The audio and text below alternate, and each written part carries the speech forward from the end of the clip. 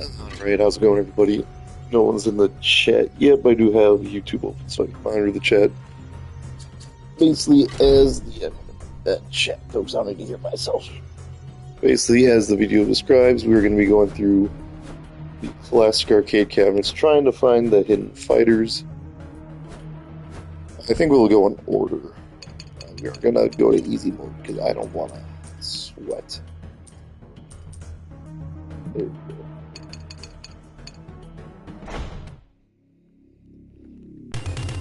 We are going to be a little cheesy with this as well. Raiden.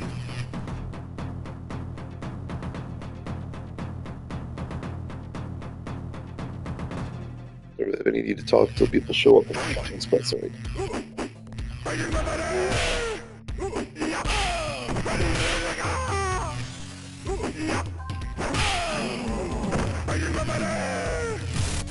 Raiden wins. Flawless there. It's just gonna be cheesy too.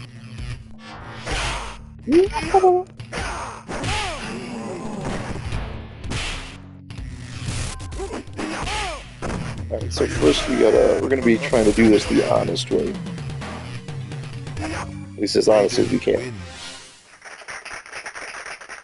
So basically how this is gonna work. How's it going, Leo? Thanks for joining in the stream. Yeah, that's the scruffy special. It's just random raid noise.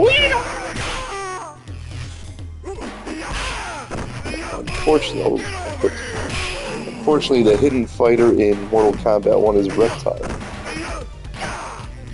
In order to unlock Reptile, oh boy. So in order to get Reptile, you need to get to the pit stage. Hope you see a shadow flying across the sky. Get a double flawless. Oh boy.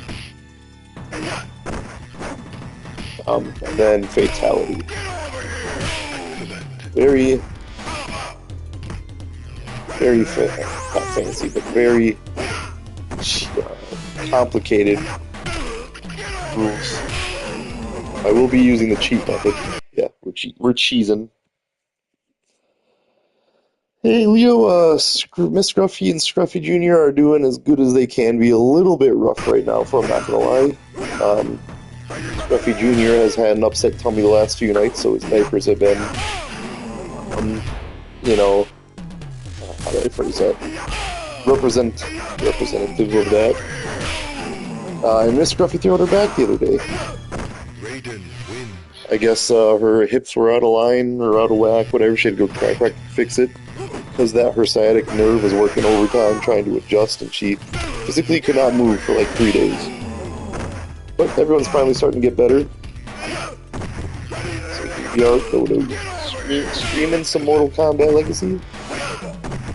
Doing it the cheesy way, yeah. Just because I want to be able to try and get as many hidden fighters as I can as possible today.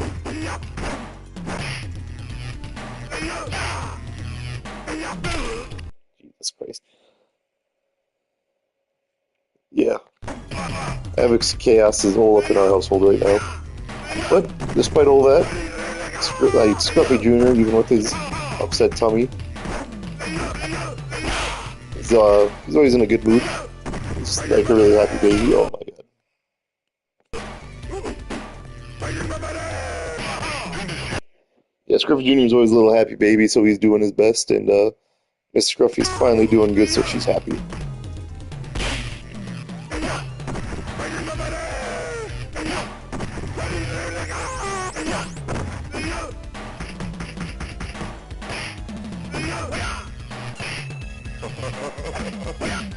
I like how he always knows what I'm doing.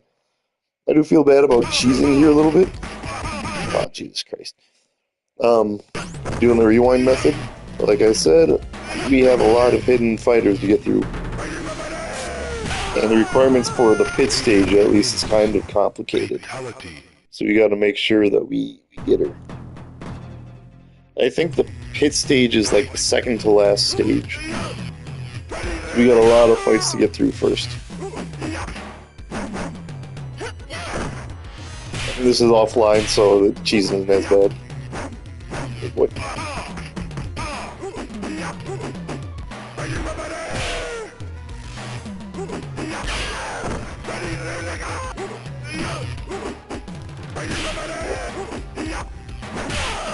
this is on extra easy too, just so everyone watching knows. So when you see the AI predicting everything I'm doing, then you know that's how BS these old arcade machines used to be.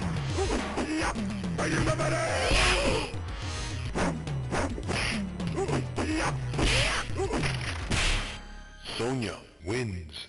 What about you, Leo? How have you been doing? Yeah, nice little chat with you in Sakandra stream the other day. That was nice. It's always nice recognizing people in other places.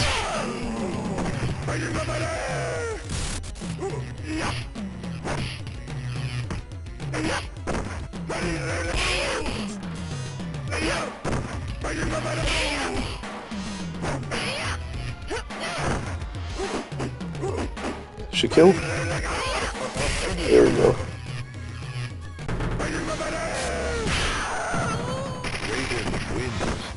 Yeah, I used to play, Test your mic.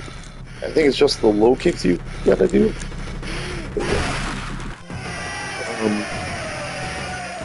I mean, I was a little too young when I was a kid for the old arcade games, but I've played them recently. Alright, so we gotta look for the shadows and get a double flawless, so we're really gonna have to cheese here. Boy. Which means basically if we get hit, we gotta rewind. Don't see any shadows yet.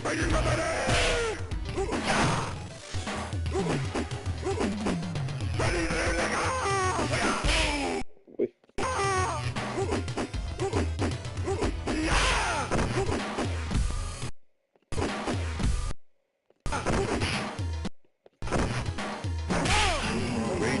Still no shadows, so the shadow not showing up. I wonder if I can rewind. Because every time we restart, it changes the map. So I'm wondering if I can rewind and try and get that shadow to go on here without it. Probably not.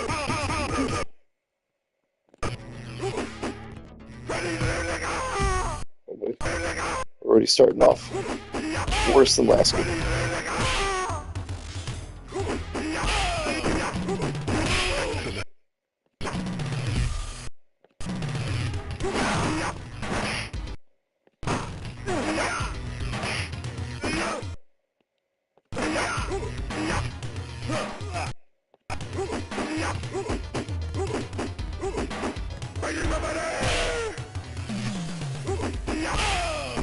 Alright, still no shadows.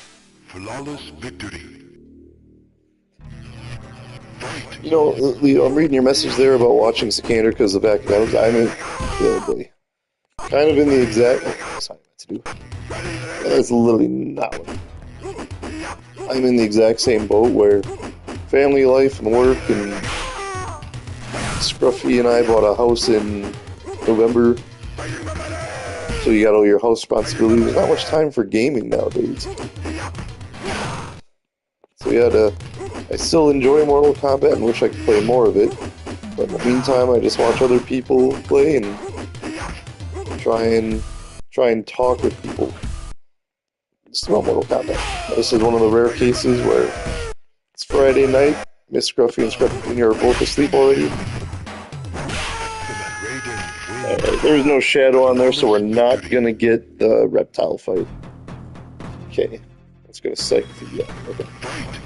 So I'm gonna try something. Quick game. I was reading somewhere that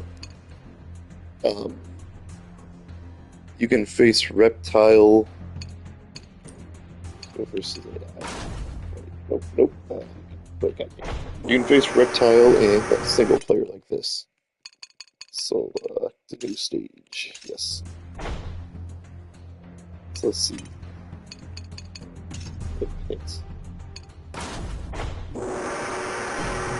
Let's see if we can get them to show up. I was trying this the other day. Like, who's the least annoying? I think Johnny Cage is probably not that annoying. Surprisingly, how he is in Mortal Kombat 1. So let's see if we can get. Oh, there's no rewind in this though.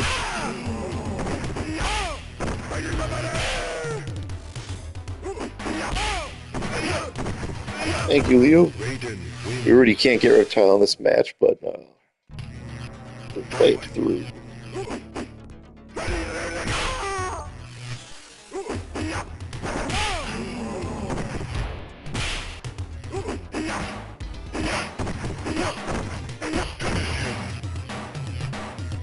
That backwards. Raiden wins. Alright, Flawless victory. let's try it again. Rematch. Basically, just gonna keep playing this until we can get the shadows. The weird part is the flawless victory isn't the issue for me, it's getting those shadows. Oh boy, okay, well, it's fun this time.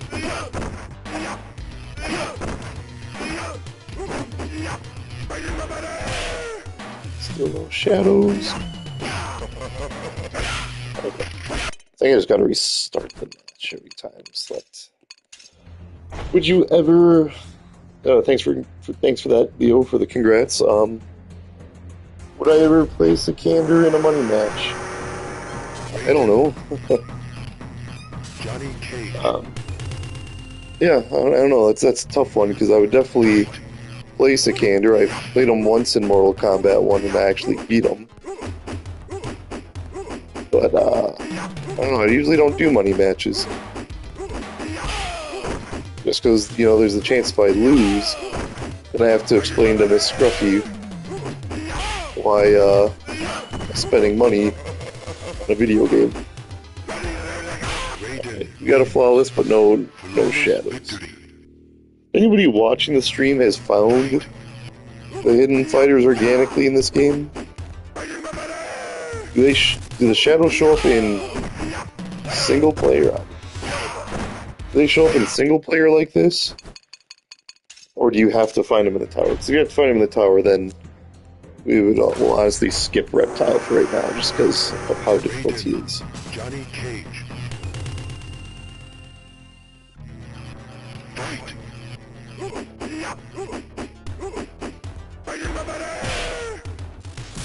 Because I was looking up all the requirements to find the hidden fighters. All I know is that it needs to be on the pit stage, shadows across the moon, and double flawless fatality. I keep watching the moon for shadows. There's two shadows that can show up. One's Santa Claus and one's like a witch on a broom. Oh, that doesn't matter. No shadows showed up anyways. Actually, you don't need to restart like that.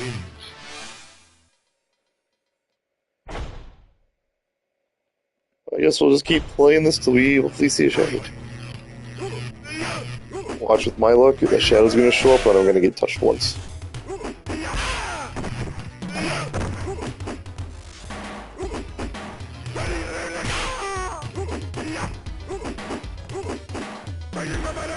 Raiden wins. Let's see any Flawless shadows. victory. We'll play these matches out, see if we can get them.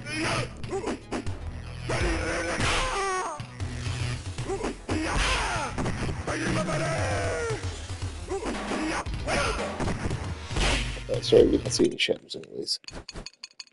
Select a new stage, yes. No! Hold on, where's my phone? I can just look it up myself. Can you unlock Reptile in Mortal Kombat Classic in single player? Or not single player. No. Can you find Reptile in Mortal Kombat Classic on multiplayer?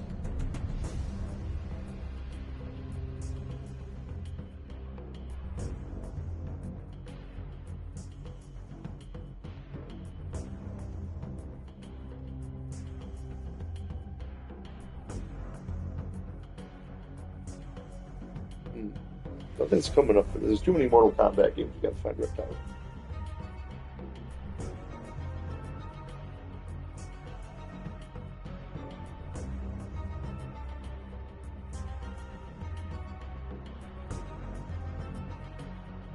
I'm also seeing that you can only go with kicks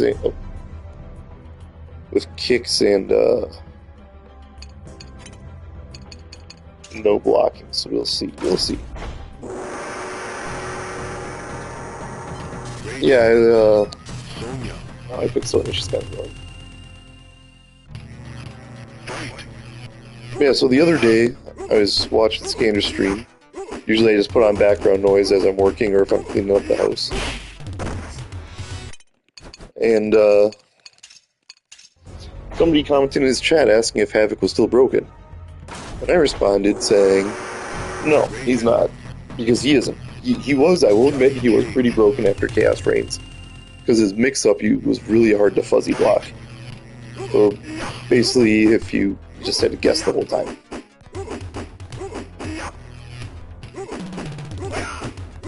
So Chaos Reigns Havoc, especially with Movado, well, it wasn't just if Havoc was broken, it's if Havoc and Movado was broken. So I responded, he's not broken anymore, he was. But why he's not broken anymore is because they got rid of his mix-up. If you guys didn't know, in his last, his last patch update, what they did to Havoc was they changed his 2-2, which used to be a high overhead mid, to now it's a high mid overhead.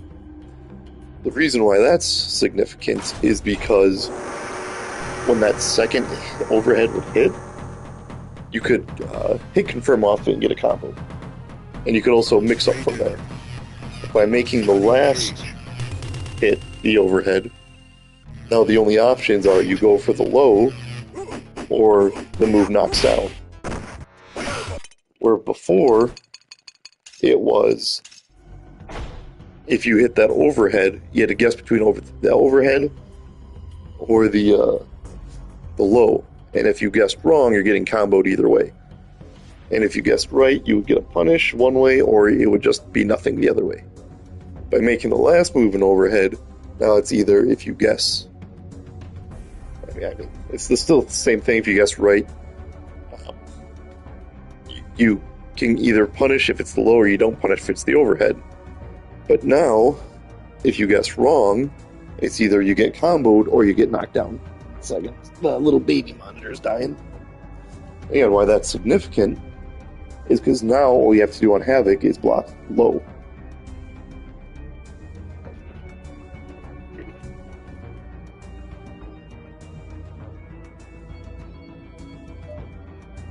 Sorry about that, baby monitor was dead.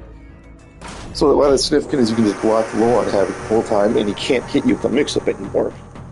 Because you either get knocked down, even with Movado, you either get knocked down,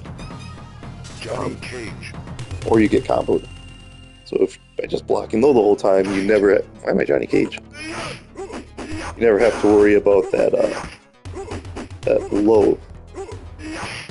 You also don't have to worry about getting comboed by Movado, because he can't combo off of a knockdown. Even with his trap, he can't combo if you get knocked down. So yeah, that was a significant nerf for Havoc, because before it was a 50-50 guessing game on, oh my god, is he going to go overhead and combo with Blood Ball? Is he going to go low and combo with his meterless launcher? So that did make Havoc broken. The other thing they nerfed was his mid, which is back 2-2, and there's technically a mix-up there. You can either mix up with the command grab, or you can mix up with the low kick. Again, for that, the low kick used to be safe on, I think it was actually plus. Now it's unsafe on block. So if you guess right, and they hit you with that low, instead of just having to hold block and wait for a poke or something else, now you just block and punish them.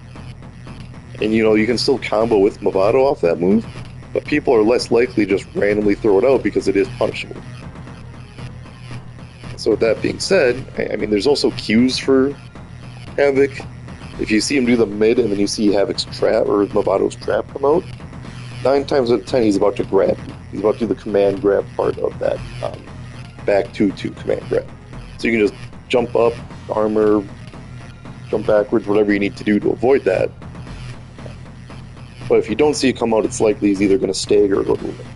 So there are so many cues with Havoc, and what irritates me about Sikander is that every character in that game is broken, but Sub-Zero is the worst character in the game and has absolutely nothing good about him. But like all the buffs I'm hearing people say they want Sub-Zero to have would make Sub-Zero broken. kind of like it was Mortal Kombat 11. Flawless victory. But again, with Sikander complaining that Sub-Zero is the worst character in the game, especially before Chaos Reigns, Havik and Sub-Zero had the exact same problems of they were slow, they had too many gaps in their armor gaps in their strings. Yeah, that's what I do. I think too many armor gaps in their strings, and Flawless victory. they were too low damage. They didn't have really many cameos that helped them out. However, Sub-Zero still had one of the better armors in the game. And why it was one of the better armors is because it was a full screen, pretty much full screen low, and was actually, I think it still is, the fastest or second fastest armor in the game. Wins. It's like if you compare Reptile's Gator Roll to Sub-Zero's Ice Slide, Reptile's Gator Roll is almost like double the startup frame as the Ice Slide. This isn't working.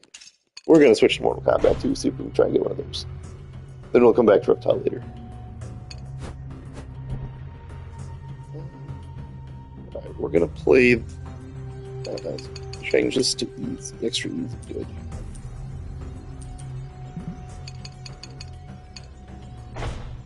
Alright, we're going to have to choose. I'm going to have to re-pull up how to do these.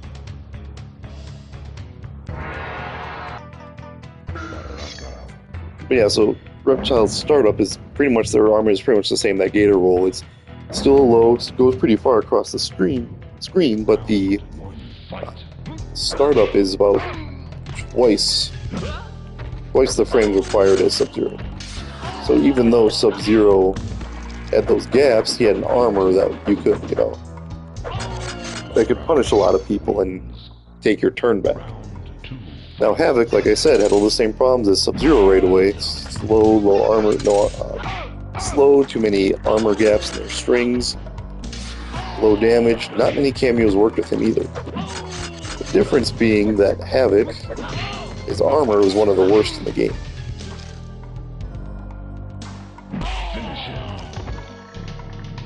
I read that wrong. Yeah, so Havik's armor is one of the worst in the game. It was safe on block, but it was so slow that you could either flawless block it. Oh, jeez. Yeah, MK2 is a lot worse than the first Mortal Kombat.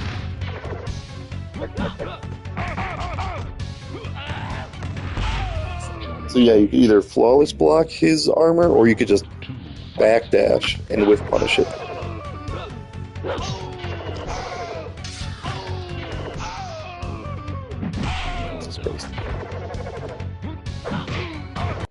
Chat.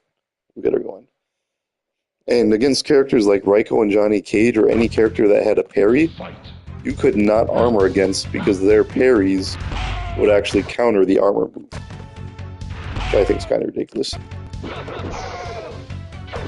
So he did the kick every time until I read he was going to do a kick. So I forgot how we're going grabs when Mortal Kombat 2.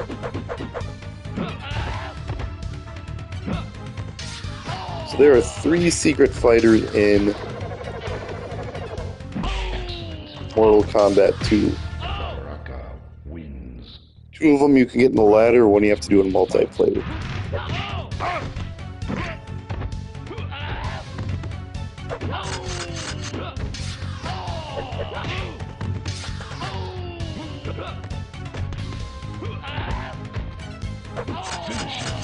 Let's try to Hidden Fighters Mortal Kombat. Baraka wins. Fatality. I believe this goes to the requirements.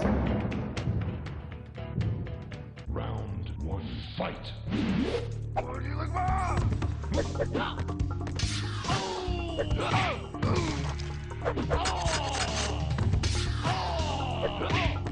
I will say on Sikander's behalf that a lot of, like, Sub-Zero isn't the best character. By no means is he a broken top tier character. He's mid tier, but he's not just completely useless and awful like him and many of his supporters seem to play.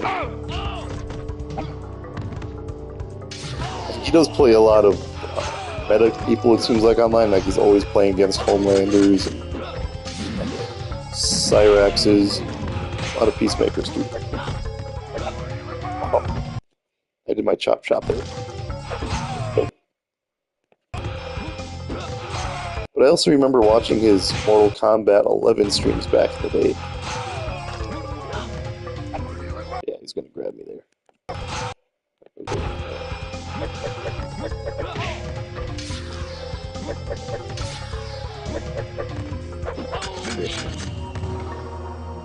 I don't know what that top one is. But yeah, I remember watching a lot of his Mortal Kombat 11 streams back in the day. All he would do was complain about how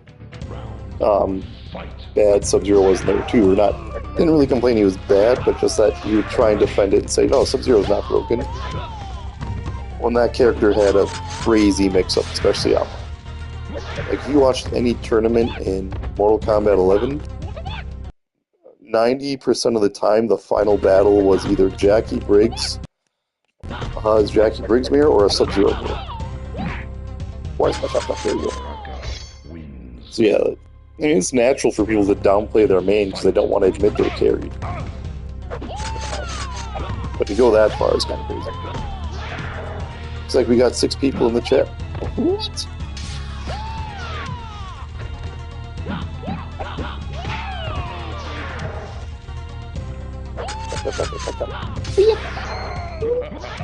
Oh, you bitch. Finish There we go. I had no idea who I forgot. wins. Alright, so Jade's the one I'm worried about. I'm mocking Jade. Round 1, fight. I'm gonna pause for a second. So reach Jade, one must fight in the single-player tower, fight all the way to the match before the mystery slot. In this match, the player must win the battle using solely the low kick button and cannot use any other button, including blocking. Oh boy, that's gonna be tough. I wonder if the reverse counts on that. We'll see.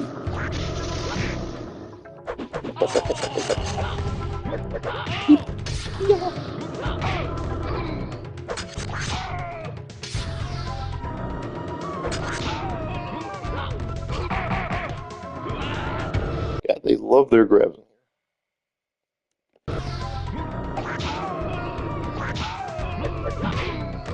He just knows to perfectly do. It's not extra easy, everyone. Just so you guys remember. I'm trying to get to the comments. Okay.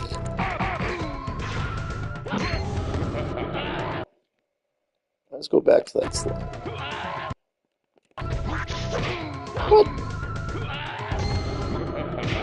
So you can't block, you can't attack.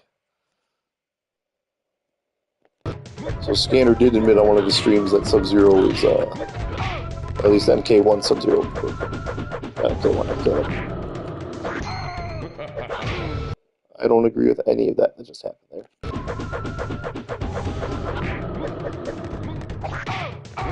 Not just that Reptile's plus on everything, it's that anytime I'm reversing obviously to try and get my health back.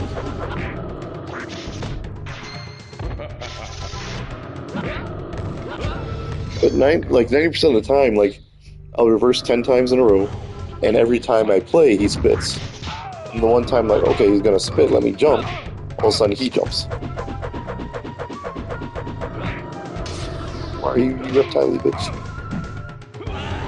There's no point in rewinding that one. Wins. Round 3, Let's see. fight.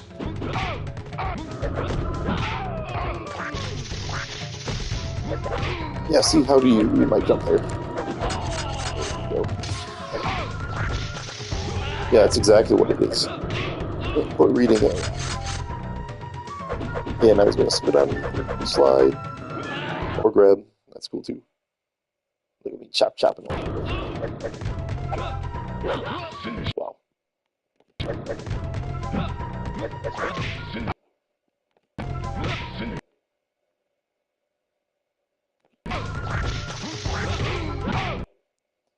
It's getting ridiculous, Reptile.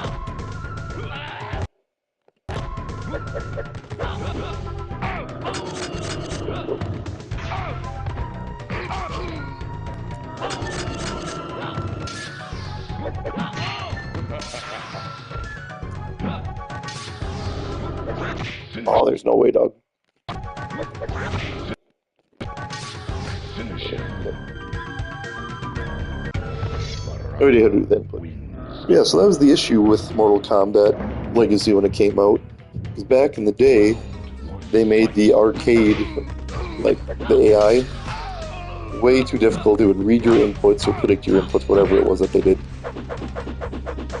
So that, you know, if you, anytime you lost, so it'd be more frequently you would lose, and then you'd have to spend more quarters on the game. See, he knows exactly what I'm doing right when I do it. Don't spend it. See, every time I jump in, you see him do the chop chop, but every time I do something else, I fucking hate the AI in this. This is on extra easy too. That was another big complaint about Legacy, is that this is a home console version. We already spent our money on this game. We don't need more.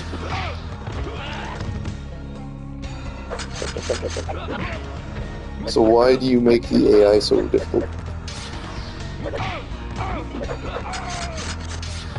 Finish.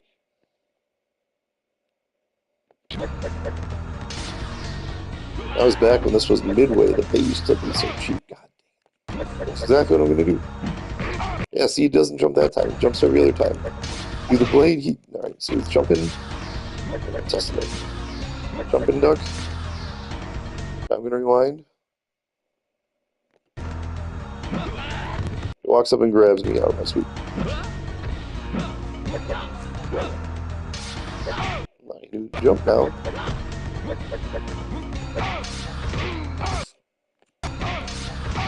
Oh, yeah, I gotta rewind a little farther.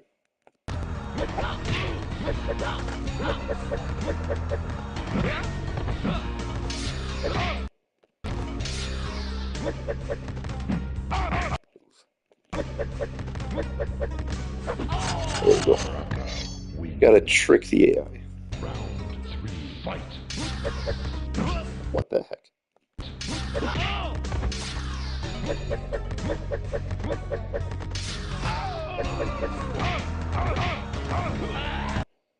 That was a whole lot of bullshit. No, really.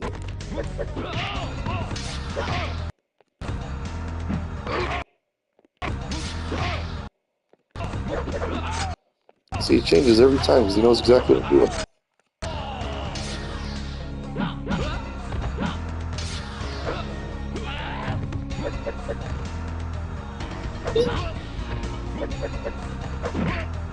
No way, dog. Let's do it a third time. Yep.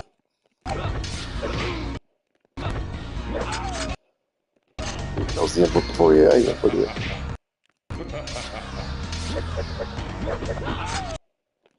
See over with the barnacles.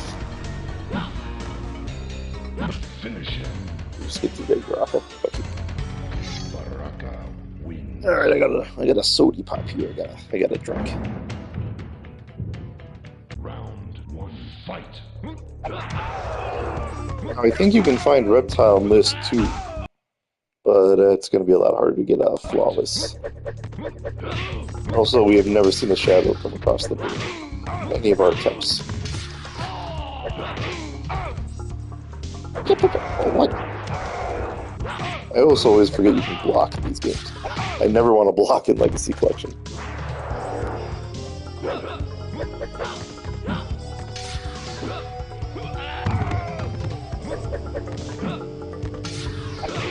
How does he know?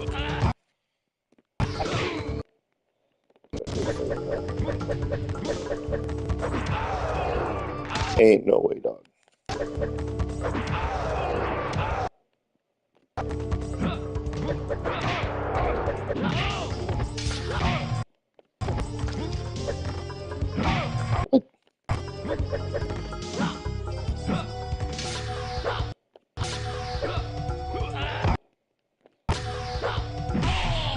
Good enough. Wins. Round 2, fight.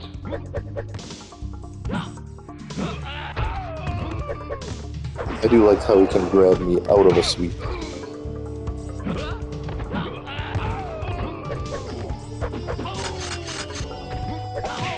also realize this isn't Mortal Kombat 11. I don't need to keep holding square after I do chop chop. Rewind a little bit there.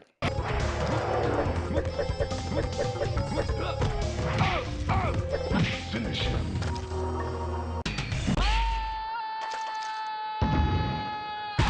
Nice. Baraka wins. Fatality.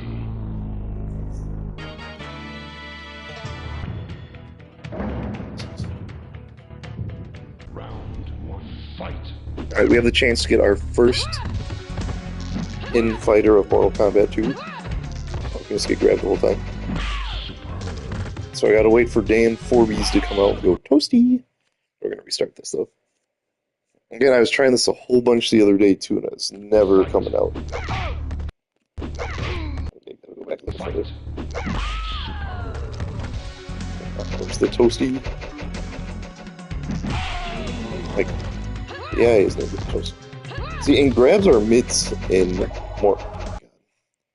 grabs are mids in these classic Mortal Kombat games. So you just gotta keep baiting jumps. So even though I'm neutral decking this whole time, it doesn't count for. You can't avoid the grabs. Makes it even more BS. Here's my Toasty. Personally, I don't agree with it.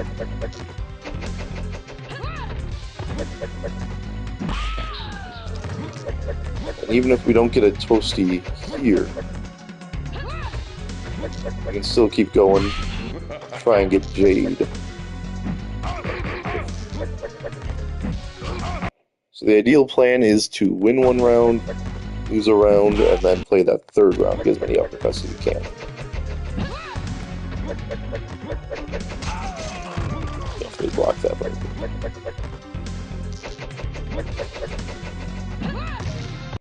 Absolutely not.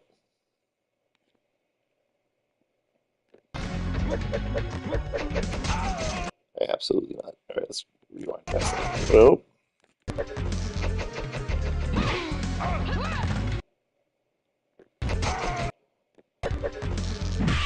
Baraka wins. Round 2, fight. Yeah. Yeah, I do have a decent amount of patience for this game. I just, in general, have a lot of patience in life, which is one of my good attributes. Oh, I gotta use this. As many uppercuts as I can this round, and let her take it.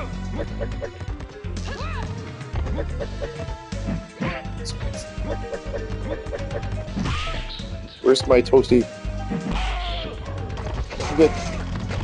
Oh, good. I was gonna try getting one more uppercut, but I didn't want to risk it. Fight.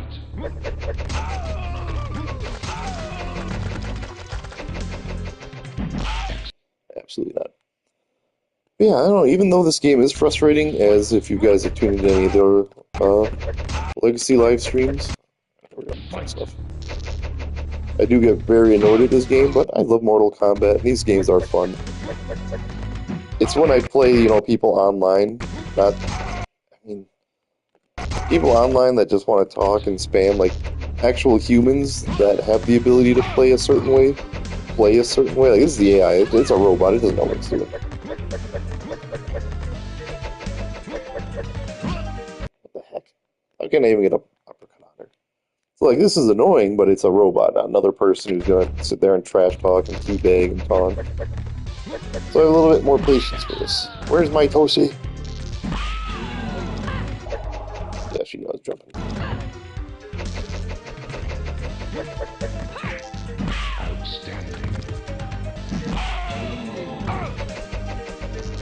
I also have to click down and start when the Toasty comes out. Where's this Toasty? Alright.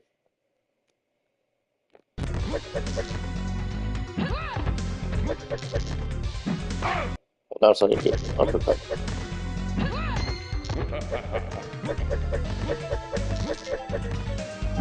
God damn it. Not even the AI Katana is getting Toasty on me. That's the frustrating thing about these hidden powers. How did these people even figure this out back in the day when there wasn't internet for them to look it up? Because Because goddamn, could you imagine with how much I'm not getting these toasties and how much I'm not getting these shadows on the moon? How many tries would I had to take to be like, wait a second. Here's all these ridiculous requirements you have to do. Like, it's not just you have to get a toasty on this specific map. When that happens, you gotta click, oh my god. You have to click down and select at the same time. You know how long it probably took someone to figure that out? I do believe there were game manuals back in the day that would show you exactly what to do. How? It would show you exactly, like, it would tell you how to unlock it. Like, oh, there's a hidden character. Buy this magazine, and the magazine will tell you how to unlock the hidden fighters. Katana. Let me just uppercut you. No toasty, though. Alright, that's alright. We still have a chance to get Jade. Just gotta get through a few more BS fights. Round 1, fight. Oh.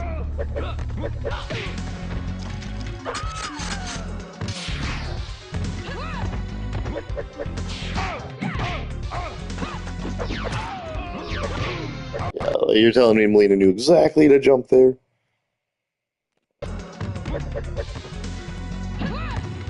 So I'm gonna get a toasty on a completely different. Get your learning AI out of here.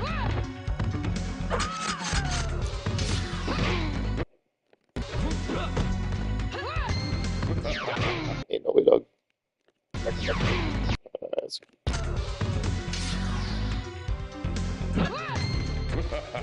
I swept her both those times there.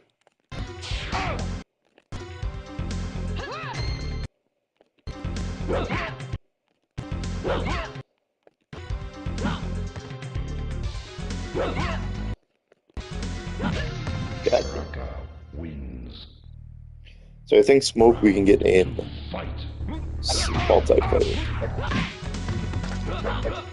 Which is better because then we can just uppercut more often. We still need to try and get Jade in at the tower here. The way to get Jade is in the tower.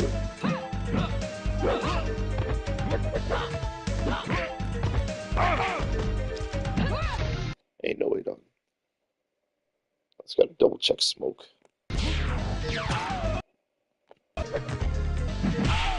Oh, there's the toasty. You see that? I saw him pop up in the screen in the corner there. You're kidding me. One stage later for the wrong character. God damn, that actually kind of pissed me off.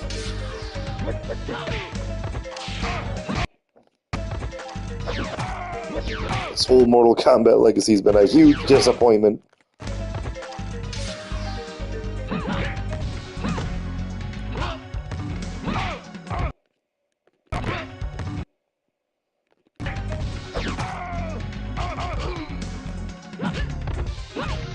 Ain't no way, dog.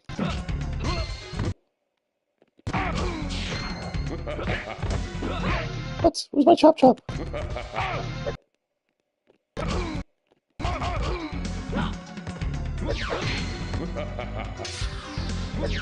Yeah, she knew exactly when to jump.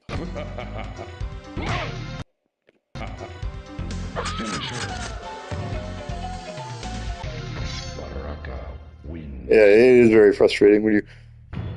I guess so. A great match. We have to do nothing but low kicks and no blocking. Fight. It's just certain characters like Scorpion. Oh, wrong button. Scorpion is somehow less annoying than Melina and Katana.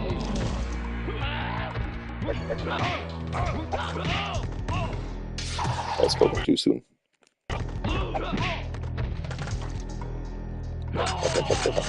Hey, jump. Yep, I expected it. You can kick from so far away, I gotta remember that. Round 2, fight. Oh no! Fight.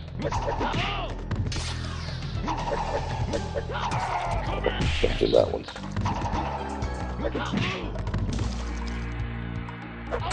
Chop chop. Chop chop chop.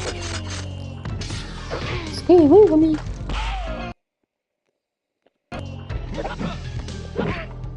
That was.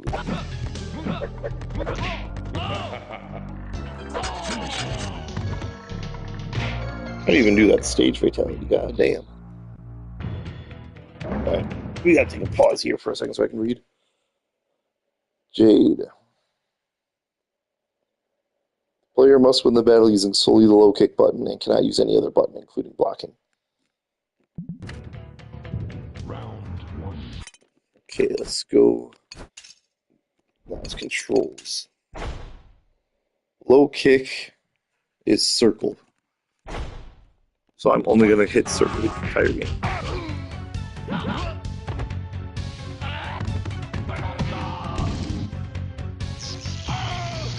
So I can't block. This is going to be tough. Good thing we have our cheese method here. I was watching Wazmator, he's an Australian Mortal Kombat streamer, play this, like, do all the challenges the other day. And he did it legitly before Legacy Collection came out.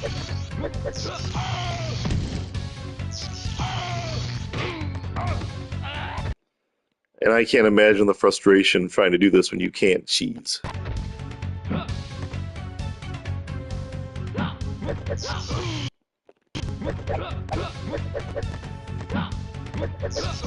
Jesus Christ, Raiden. Ain't no way, dog.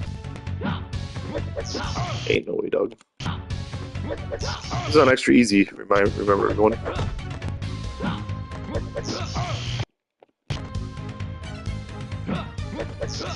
God damn it. There ain't no way, Raiden.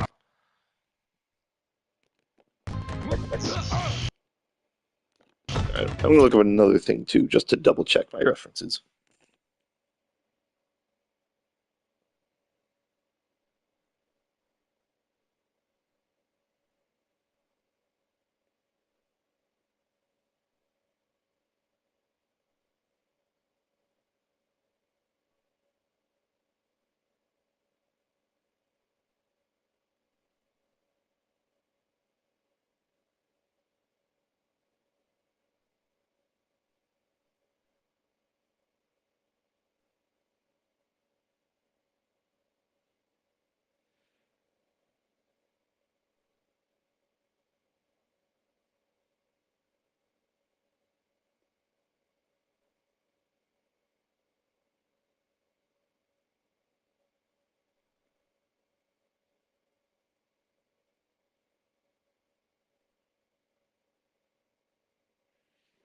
Okay.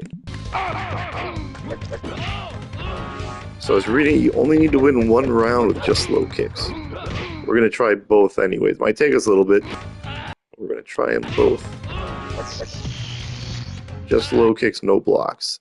I think the jumps count. I don't think the directionals count as God damn it. He just walks up and grabs. It's like he knows I can't block.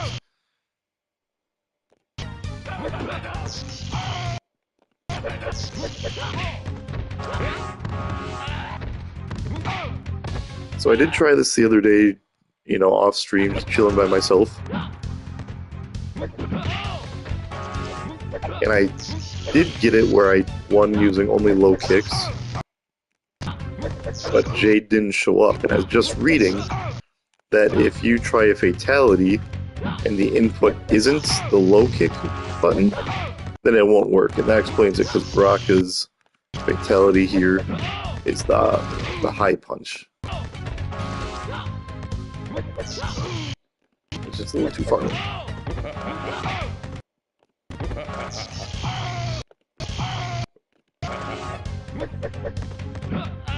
What? Ain't no way, dog.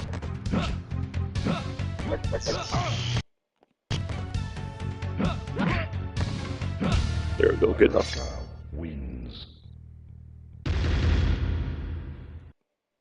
Oh, we found Jade. Nice. I thought you had to finish the round. You have found the passage from Outworld to the Earth Realm. Nice. Famous battle with an undiscovered warrior from Mortal Kombat 1. Prepare yourself. I'm actually hyped. Round 1, fight.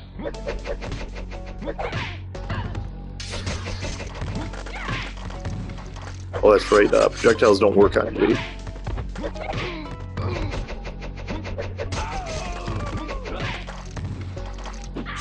Oh, let's go.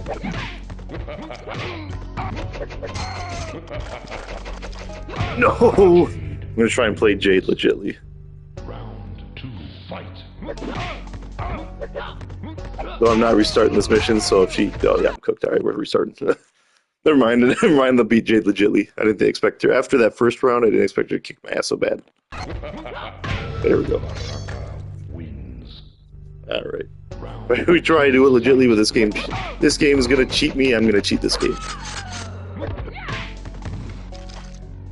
Yeah, why does she move so fast? Get away from me. There, that's the tech.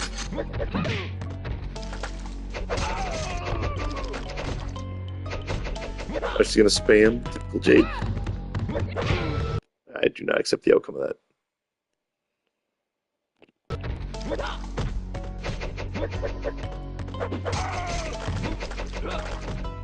Oh, I should have kicked. Damn. There we go. wins. Cheesed it, but we got it. And we got a trophy, Emerald Assassin. Where are we now? Choose your fighter. We're going back into the arcade because we're going back. Yeah. Hold on. Okay. There we go. Now I am going to activate a second controller. Hopefully. So in the original arcade games, there wasn't enough space to create another fighter. That's why the rosters are still so kind of small in Mortal Kombat 1 and 2. So when they had the hidden fighter, they just took assets from fighters that were in the game. So Reptile in Mortal Kombat 1 has the ice ball and the spear that Scorpion and Sub-Zero have. And then when they actually made up a character, Mortal Kombat 2 had his own moveset. Same with that, Jade in this had Kitana's moves. They just changed her color. And then I know, or not Scorpion. What's his face? Smoke in this one has Scorpion Spear, and I do kind of, make that a thing in later Mortal Kombat games. Where like Cyber Smoke still uses the spear. Thanks for talking. Yeah, Cyber Smoke still uses the spear. Reptile still has Sub-Zero Slide.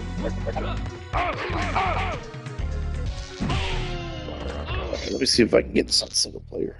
Round 2, fight. Or this multiplayer technically.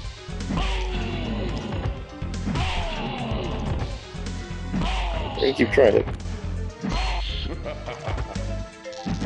Ouch, my face.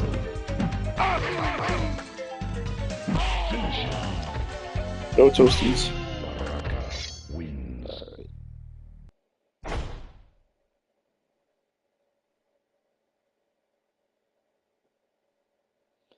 It doesn't say that it has to be in, specifies that Jade has to happen in the tower. It does not specify it has to happen for anyone else. So let's keep trying this. Though I think there's like a 1% chance the Toasty comes out, at least in this Mortal Kombat. Pretty low chance to get the Toasty. Round 2, fight. Just gonna have to act fast after if he finally comes out. You guys are watching the Mortal Kombat Scrub Simulator here. It's nothing but down twos.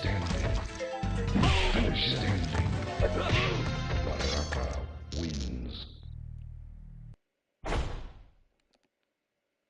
Round 1, fight. Oh. I'm just realizing that this should also help us with our next secret fighter, which is Noob Saibot. To unlock Noob Saibot, you gotta win 50 matches in a row in in multiplayer here. Wins. So as we're trying to get our Fight. as we're trying to get our Toasty, we do have a chance to also get Noob. Outstanding. Outstanding.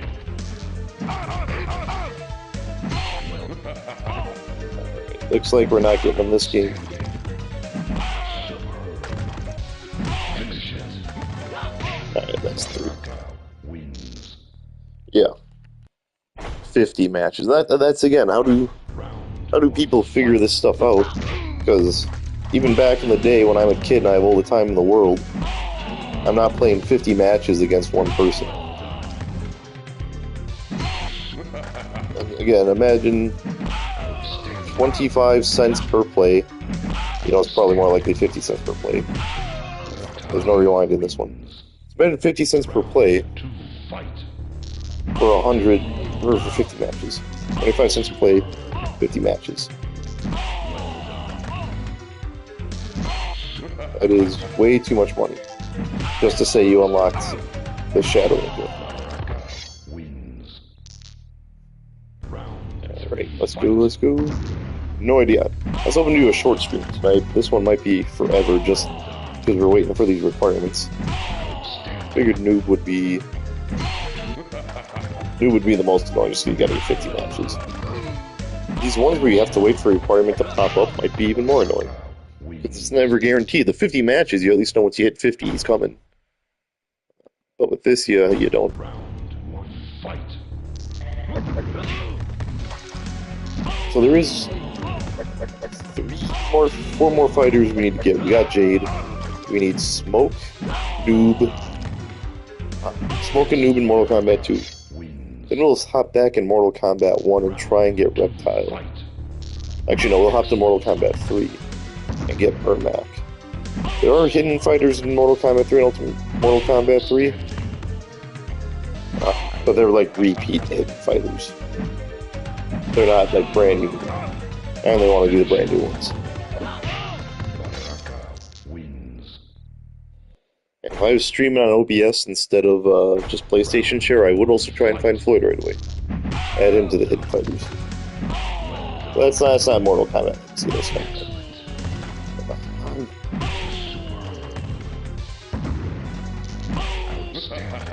Okay, we're gonna invisible. I know one uppercut him.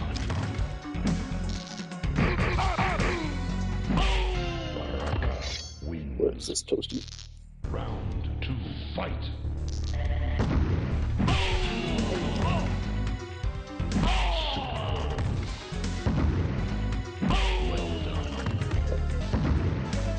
A tenth of the way to getting Noob Saibot, so that's good.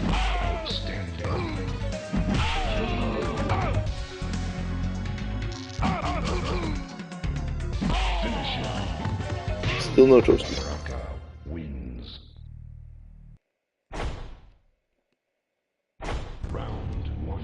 Fight.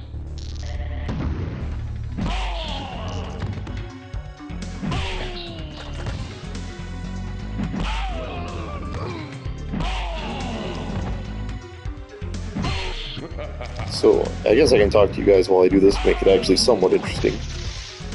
Oh, where is he? Where is he? Okay, you got me on that one. Wins. I don't know if you guys are like Pokemon fans or whatnot, but occasionally I'll watch streamers who their goal is they're shiny hunters. If you don't know what that is in Pokemon games, you can find rare Pokemon where it's a regular, where every Pokemon has, but it's regular Pokemon, their color is different. So for example, with Charizard, if you find a shiny Charizard, he'll be completely black instead of the orange color he normally is. But the odds of catching a shiny are like in 1 in 5,000, a very low chance. And they're like, especially if it's a rare Pokemon, I just gotta win to preserve the streak. Yeah, I had to preserve the streak. So they're, like, especially rare Pokemon, the odds are even worse, like 1 in 10,000. And like, if you're going after a legendary Pokemon, you have to restart it every time you don't get the shiny. And I'll sometimes tune into those streams, and after like 5 minutes, I'll get bored. And I'll be like, oh, why am I even watching this? This sucks. Like, it's so boring. But that's basically what I'm doing here. Is I'm just playing, doing the same thing over and over, hoping to get the shiny Dan dude to come out and yell toasty, so I can get my smoke. So we're not so different after all, me and these Pokemon streamers. That is the game. While that loads up, I'm gonna double check noob. Yeah. To reach him, one must accumulate a grand total of 50 wins in a row in 2-player mode. Okay, that's what I thought. See, and I just kind of want to say, like, it's going to take little bits. If you guys want to pop out of the stream and come back in once we get close to that 50, go ahead. But that toasty could come out at any minute. I don't want you guys to miss the smoke ad. I'll do a compilation video at the end anyways of all the hidden fighters. But yeah, damn.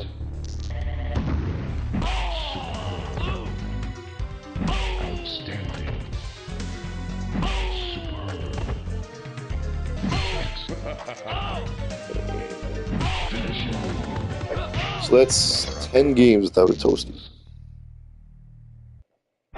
Can you find smoke in 2-player mode Mortal Kombat 2 Arcade? Fight.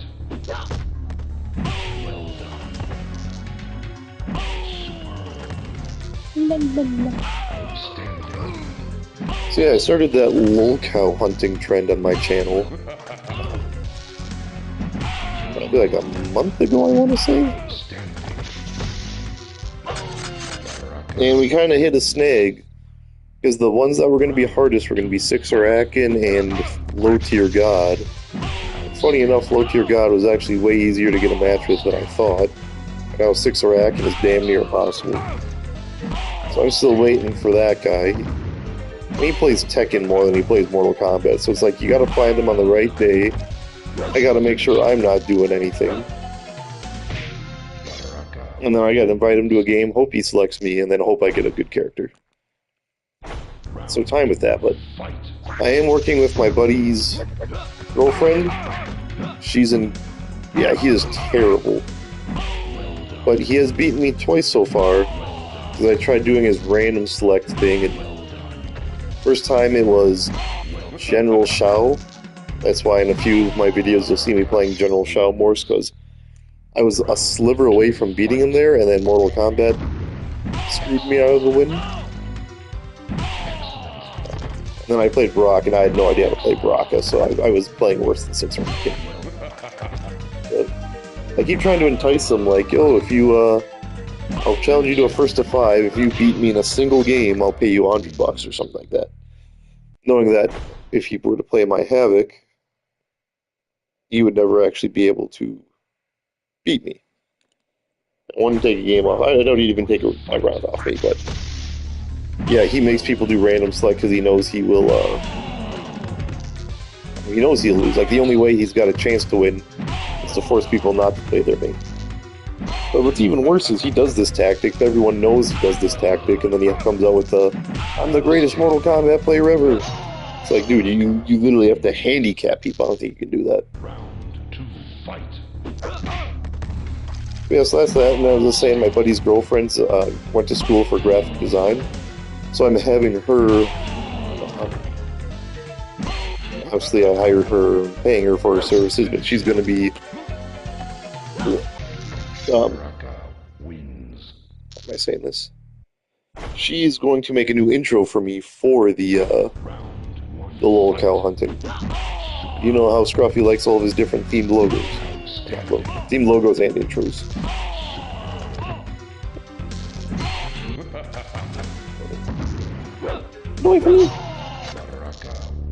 I do also have some exciting news.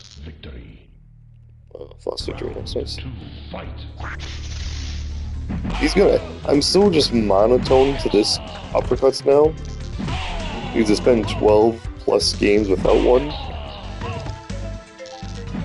That, when it does pop up, I'm gonna be caught sleeping and I'm gonna miss it.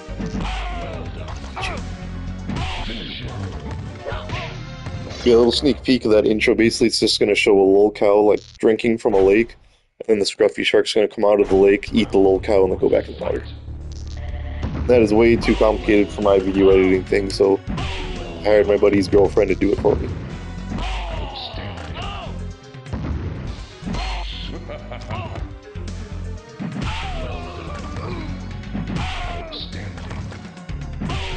So in other scruffy news, I was looking into going to an offline tournament this year. So there are two major offline tournaments I know of, EVO and CEO. I know Mortal Kombat 1 isn't going to be at EVO this year. Plus, EVO is also more expensive and in Las Vegas every year, I believe. And honestly, I don't want to go to Las Vegas. There's really no reason for me to go to Las Vegas. So I'm not going to spend all that money on video game registration, flight, hotel for a weekend. You know, it's going to be like $300 a night plus for a hotel day, just to play a video game. And I'm not good enough to win. I think I'm good enough to make at least top 50, but I'm not good enough to win or earn money off of it. So I don't want to spend a whole lot of money. I was looking at CEO, which is held in Orlando, Florida every year. The registration is under half the price for CEO. And it's in Orlando, which has more family-friendly stuff to do. And plus, I've stayed in Orlando before. I've been to Orlando a couple times now. And the hotels are actually decently priced. So we're looking at CEO 2026, that'd be this year. Problem is, CEO takes place around our anniversary.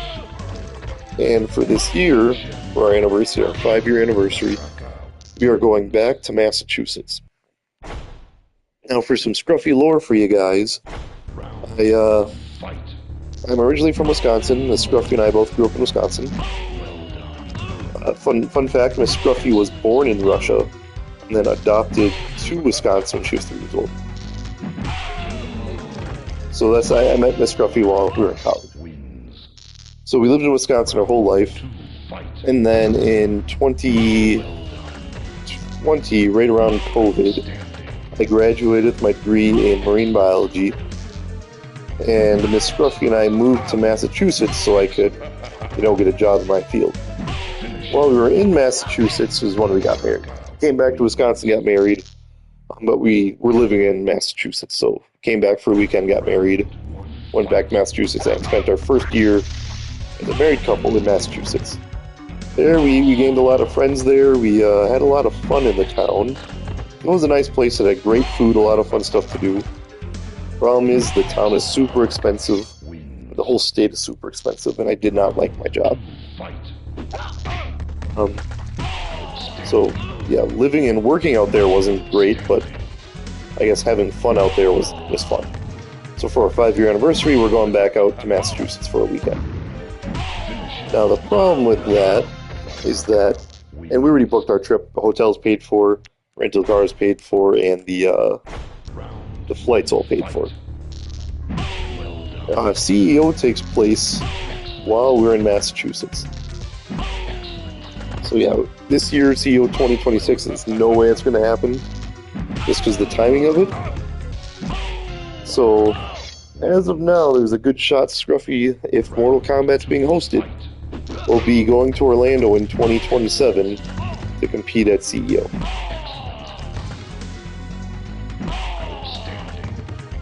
Now, normally with these two, like I say, once you become a married man and you have a young child, like Scruffy Jr. is just over a year old, so married with a young child, we do have a joint bank account. And now, there is no breadwinner in our family, as Scruffy and I both have very good paying jobs.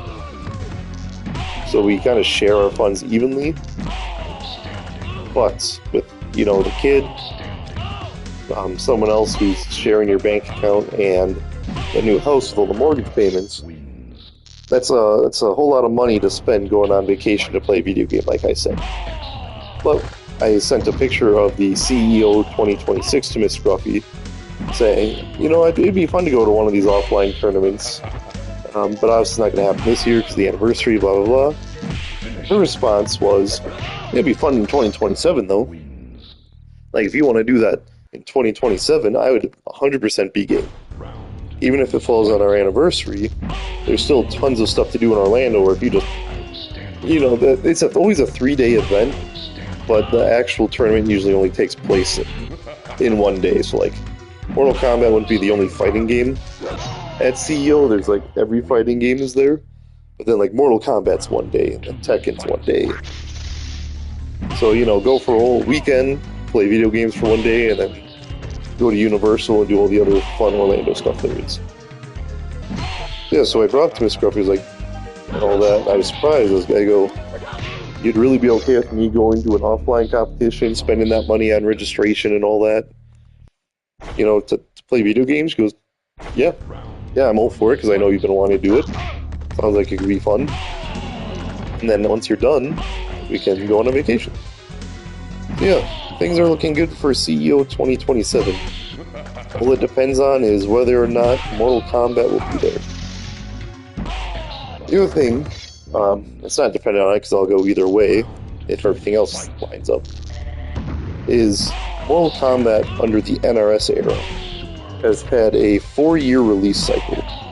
So Mortal Kombat 9 released in 2011, Mortal Kombat X released in 2015, 11 in 2019, and 1 in 2023. So that's every 4 years a Mortal Kombat game releases. Based on that cycle, the next Mortal Kombat should release 2027. And with that, every other Mortal Kombat NRS game came out in April of their respective year. At least I believe. I know X and 11 did for sure. I think 9 did, but I have to double check to be sure. Mortal Kombat 1 is the only one that came out later in the year, coming out in September. Again, that could have been, you know, there's rumors that it was supposed to be Injustice 3, and they canned that and went with Mortal Kombat instead, and that's why the game's so kind of wanky compared to the rest of the Mortal Kombats. I still thoroughly enjoy Mortal Kombat 1. I think it's one of the best Mortal Kombats, in my opinion, but I do admit that it's wanky at some points.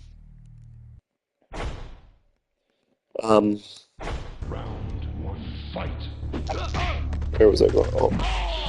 So yeah, that could have been why it was delayed until September of 2023 instead of being in April of 2023 like the 3 prior games were.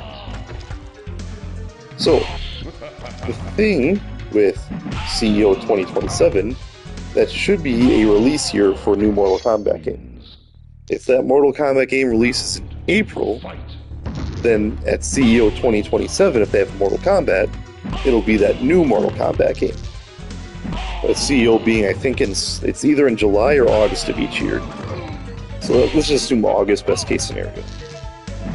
It's April, May, June, July, August. That's 5 months to get good with the character. Which is plenty of time, but, you know, if you watch my videos, usually it takes me a couple months to, you know, unlock my full character's potential.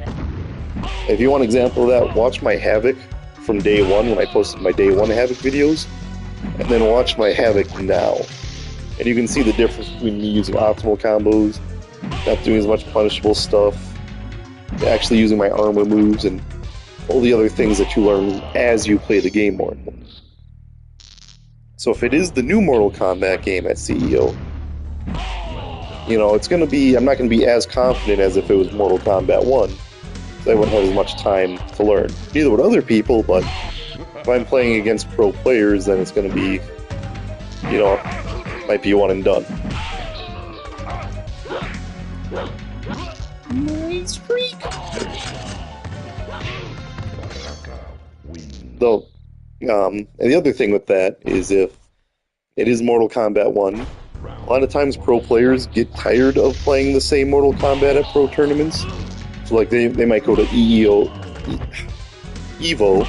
and CEO once each for Mortal Kombat 1, and then after that they're like, alright, I did my Mortal Kombat 1 offline tournaments, I'm good. So that when Mortal Kombat 1 comes out again, like for CEO 2026, it'd be very unlikely you'll see like Ninja Killer or Sonic Fox there, because they've already won the CEO 2025. They don't need to win CEO 2026 in Mortal Kombat 2. They'll go and play Tekken or a different fighting game they practice all the time. So that means Mortal Kombat 1 is open for more people than just, you know, for regular people. Like, you know, we're 25 games in, we still haven't gotten a toasty. It says you can do it in 2-player mode, but I'm starting to doubt that. Alright, and then continuing as I was trying to say, because I ramble and go on a lot of tangents, is... already forgot my train of thought. Oh, so if the next Mortal Kombat game in 2027 releases in September, CEO 2027 still hosts Mortal Kombat, then it'll be Mortal Kombat 1. Likely be like the last combat, so it's gets you hyped for the new Mortal Kombat game, but it's still Mortal Kombat 1. We are halfway to getting to noob. Round 1, fight. Yeah. Looking forward to doing an offline tournament.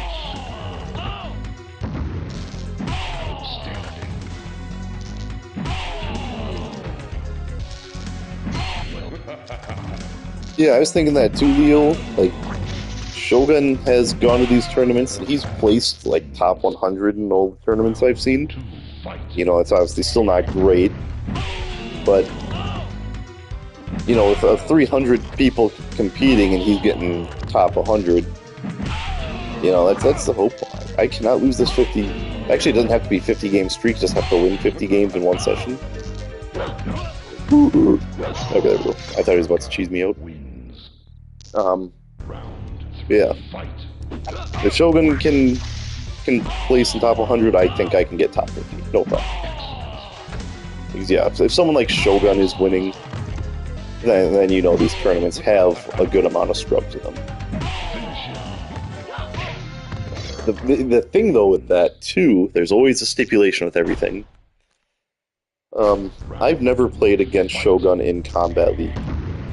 When I was at my peak and I'm playing Combat League almost every day for like a couple hours a day, back before Scruffy Jr. was born, when I was in school and had a job where I would be home 2 hours early and have lots of time to play this, never in any of those games, 300 plus games in a season, never ran into Shogun.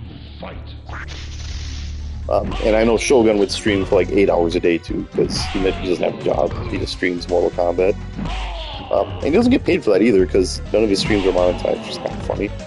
That his whole, like, kind of life is streaming Mortal Kombat, but he's not monetized because he's just a terrible person. But, you know, he's playing Combat League all day too. Never once ran into him. Times we're playing at the same time. Never once ran into him. And that's because my skill level is that much higher than Shogun's that, the game knows not to match me up against them. It's like lightweight versus heavyweight in boxing. You don't match a lightweight up against a heavyweight person. It's just you just don't do it. So I'm kind of curious if tournaments do that too. Like if you have to play a placement match, and they say, okay, this guy's really good at Mortal Kombat, we're gonna put him in a different bracket than this Shogun guy, who's really bad at Mortal Kombat. So I wonder if, like, things like, yeah, I've never been to an offline tournament. I don't watch the offline tournament. I'll sometimes peek in to see how it's doing, if it's streaming on YouTube, but I won't sit there and watch the whole thing religiously. But I wonder if they either make you do placement matches, or like, hey, are you going to play, like, 5 games against random people? We're going to test to see which bracket we're going to put you in, because there's a whole bunch of different brackets. Or if it's just completely random and it's the luck of the draw. I want to say there are some type of placement matches, or they take your offline competitive history and use that as a gauge on where they place you. Like, oh, this is your first tournament, we'll place you in the lower bracket. This is your 10th tournament, we'll place you in a higher tier bracket. Because when I look at brackets and I see a lot of these pro players in there, I usually see them matched up against other names I recognize of other pro players. They're not playing like you don't see Sonic Fox versus Shogun in the first round. You know, I really don't know how to work, so if I go, it'll be a fun little experience, see how it goes. Okay, we get it! Jeez. Wins. Round 2, fight. Yeah, the first time I'm mentioning it, I did look at registration for CO 2026 the other day. It's for the early bird special, which I mean we're months early. It was $110, and that's so much more reasonable than Evo, which the early bird was like $200. Round one, fight. Do you think I got a chance? You know, Leo, I do. I think every time we do Subscriber King of the Hill, you usually kick my ass. Whether it's with Sindel, and I think, if I remember correctly, you sometimes use Aaron Black. But yeah, you kick my ass every time. And I would consider myself, not to toot my own horn, but I do consider myself a competitive player. Yeah, I have played and beaten pro players in Combat League. So I'm a little bit higher than just your regular casual player. But if you're able to beat me against my mains too, because you've beaten my mains, then I think you do pretty good in an offline tournament too.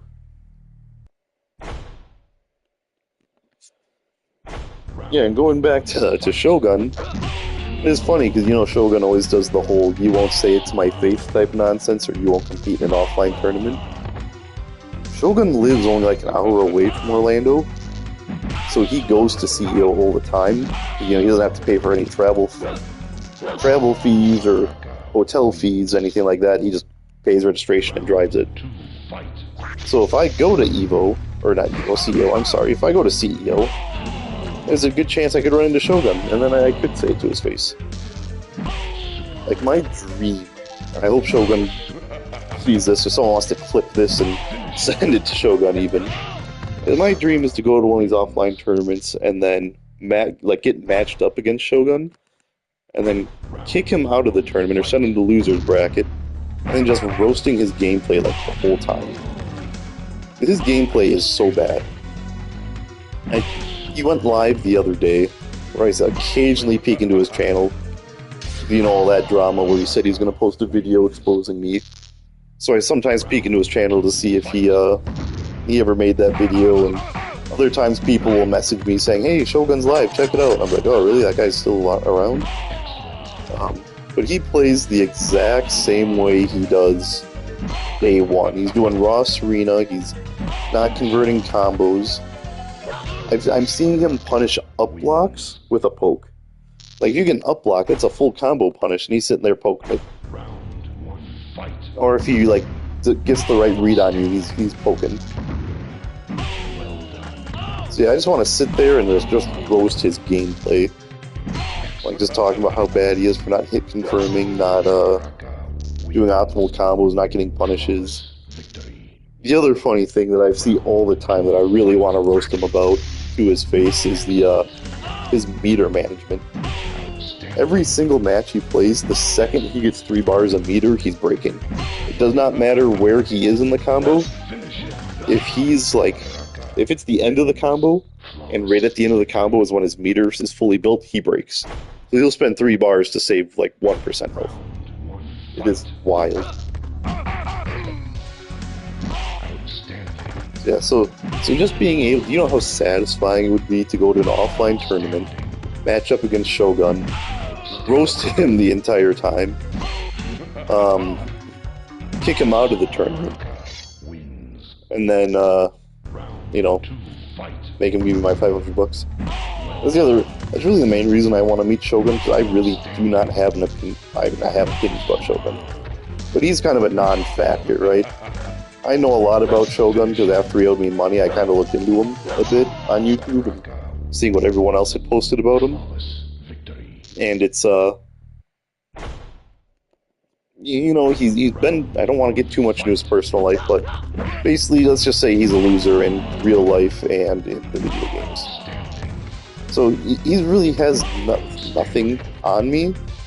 And when a lot of people say, like, "Oh, you have beef with Shogun," I say no, because I think to have beef with somebody, they need to be on the same level as you or better than you at some point, or to hate somebody. That's when you hear Shogun whip out, like, "Oh, he's got a lot of haters." Like, not, yeah, at least not in my opinion. For example, I hate Tom Brady. I'm a Packer fan, and I hate Tom Brady. Because, in my opinion, Tom Brady was never a great quarterback. He was a good quarterback that benefited from good teams and all that. and then that's why he won a lot of Super Bowls. But he was always in the AFC, so I never really bothered like caring about Tom Brady too much. Until he went to Tampa Bay, came to Green Bay, and then kicked the Packers out of the playoffs, the championship, which if the Packers won, they would have won the Super Bowl that year. But instead, Tom Brady won the Super Bowl. That's when I started hating Tom Brady, is because he beat my team to win a Super Bowl when I feel my team would have won the Super Bowl that year. And I don't have that with Shogun because my life is much more successful and like satisfying than his.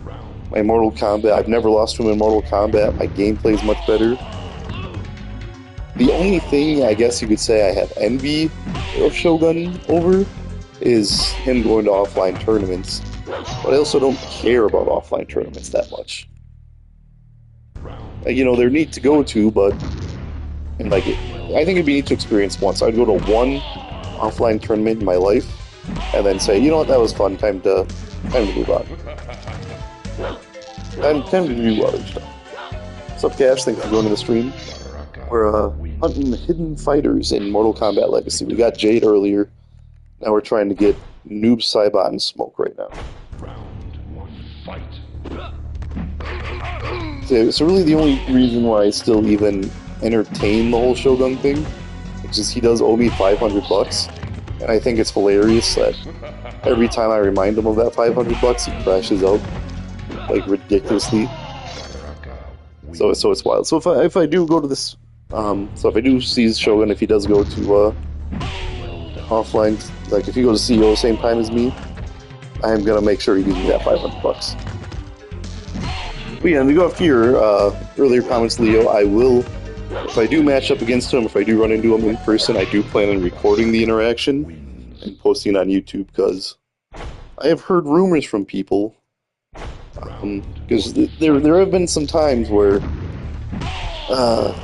some Shogun lore is he was beefing with this guy called like OG Alpha Wolfpack. And I think that guy was from Pennsylvania or something. Close. No, I mean, Pennsylvania was not close to Florida, but it was a close enough distance where Shogun went to his house and met him in person. And what I guess happened is Shogun brought a case of beer over and was like the friendliest guy in the world to this guy. Like, online, they were just constantly at each other's throats, and Shogun was doing his whole, I'll kick your ass in real person, and we play offline together, I'll kick your ass and that too. Like, he wants to physically fight these people, is what he's constantly saying online, and then he meets them in person, he's buying them beer and, like, easily acting like a girlfriend. So, like, my goal with this interaction is to, like, show Shogun acting like that, and just, like, be able to laugh at him. Yeah. I feel like the last couple of streams I talked about Shogun a little bit. This time it was because, for anyone tuning in late, like Cash, I see you just tuned in. The only reason I'm talking about Shogun is because I'm going to try and go to CEO in 2027, which is an offline tournament in Orlando, Florida. So there's a good chance that Shogun would be there too. So we're just talking about what happens if Shogun shows up in real life and what would happen. Now we can go back to this talk. Yeah, Noob Saibot, he is broken in the one version of Mortal Kombat. I think Ultimate Mortal Kombat 3. And he is a hidden fighter. Mortal Kombat 2, he's a hidden fighter. But to unlock him, all you have to do is win 50 games in 2-player mode.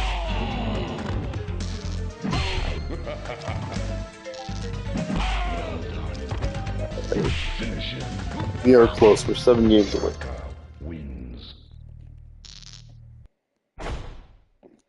Yeah, the other thing I was going to talk about was CEO and why I prefer CEO over EVO. It's because EVO is held in Las Vegas every year, and CEO is held in Orlando, Florida. And I did say this earlier that Orlando is more family friendly, but I really have no desire to go to Las Vegas, right? And to spend all that money just to play a video game. If I'm going to Las Vegas for that, I'm only going to go to Las Vegas once. And if I go to a place, I want to experience everything they have there, or as much as I can. And I don't go to casinos. Like the most gambling I do is if I buy a lottery ticket. And even then, I wait till the jackpot's at like at least 500 million before I buy a ticket. So I don't really gamble. I don't go to strip club. I've never gone to a strip club. It looks like we only had 2 people in the chat. No, one of them is me monitoring the chat. If you guys are in the chat, have you ever gone to a strip club or even had the desire? The whole concept of strip clubs is just weird to me. The whole idea of paying to get a boner in public. And like, it's basically just watching porn in public. Because, you know, you're not allowed to touch the strippers or anything like that. Which at that point is just prostitution. So like, why would you go pay money? And I have a buddy that used to go to strip club all the time. What he told me is you have to pay, if you're a guy, you have to pay a cover charge just to get into the strip club. So it's not just you can walk in and then you just give money to the strippers, however that works. It's, you have to pay to get into the club, and then once you're in, you have to pay for your drinks, you have to pay for, you know, your dances. If you throw money on the stage, you got to pay for that all separately. So that's a lot of money to pay to just look at women dancing. That just sounds stupid to me. And, you know, all I really know about Las Vegas is the gambling, the strip clubs, and the prostitutes. I'm a happily married man. I have no need for a prostitute either. I guess no shame to anyone if you have done this, but I'm not going to pay for sex. Even if I was single, I would never pay for a prostitute. That just seems whack to me. So with the 3 main attractions in Las Vegas being gambling, strippers, and prostitutes, after the tournament, CEO tournament's done, I would have nothing to do. I don't think I would leave my hotel for 2 days straight. And that is a waste of money to go to a place on a vacation and spend the whole time at the hotel. Orlando, you know, you got water parks there, you got Universal Studios. I'm not a cinephile because I don't watch a lot of them. Like, I like movies. I watch a lot of them, but I like have specific tastes. So Orlando, there's plenty to do, and if I go, I'm taking Miss Scruffy and Scruffy Jr. with me. And again, Miss Scruffy doesn't gamble. She doesn't go to strip clubs or anything like that either. And Scruffy Jr. is just a baby, so he doesn't do any of that. So again, taking a family to a trip to Las Vegas, we would just hang out in the hotel. But CEO, why that's more alluring is, you know, after our day of tournament, or play video games for a day, then you can go and, you know, go to a water park, go to a theme park, something like that. Go to the beach. Lots of fun stuff to do in Orlando. So yeah. So that's part of the reason why CEO 2027 is pretty much a sure thing for now. I don't see money being an issue, as both Miss Scruffy and I have good paying jobs, and we are smart with our money. Like, we have our mortgage payment. We have our mortgage payment, and that's the only debt we have, is the house we just bought. That's why I bought a new truck in 2025. Yeah, when Scruffy Jr. was born, I had a 2-door truck that had the jumper seats in the back, and they were not big enough for a car seat, so I had to upgrade to a bigger truck. And that was the only debt we had outside of the house.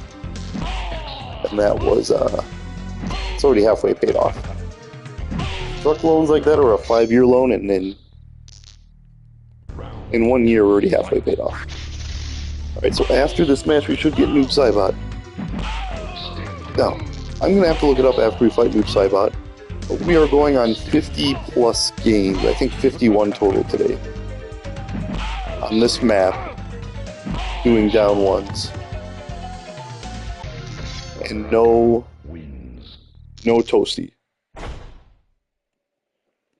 Alright, so will it Noob Saibot pop up right away? I gotta look this up.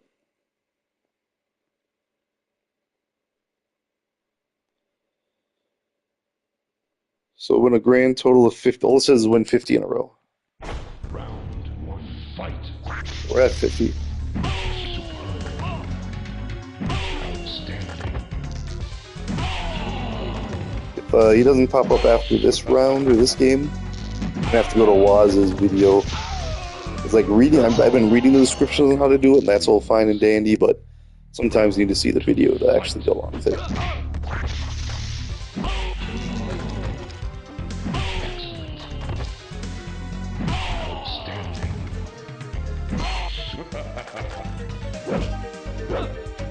You should be at Noob. Come on, Noob. Come on out. Raka wins. Nope. Okay. Let's look at this video of Waz's.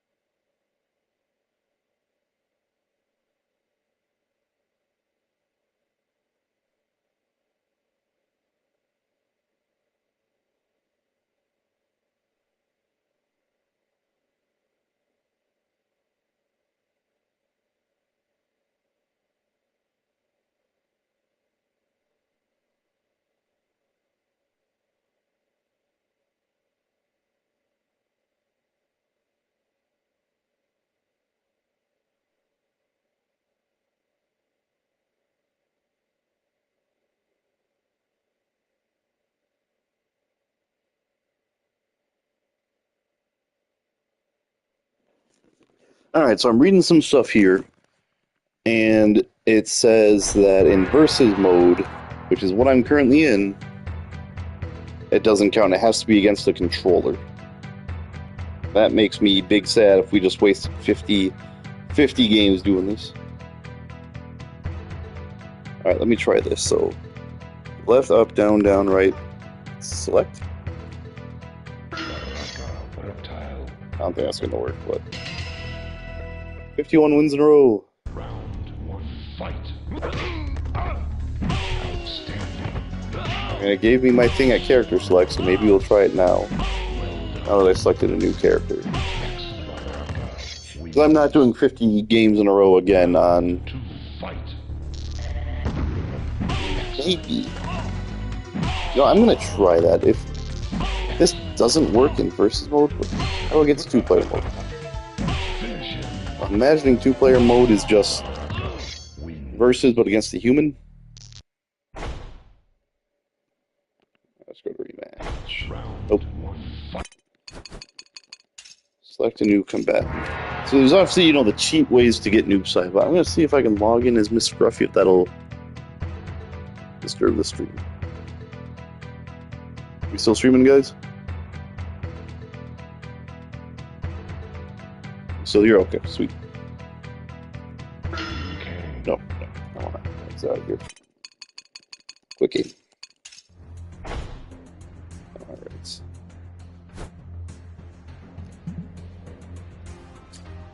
So offline. I'm not playing online. Should be offline. Mortal Kombat 2. Versus. Let's do against a human. Stage select.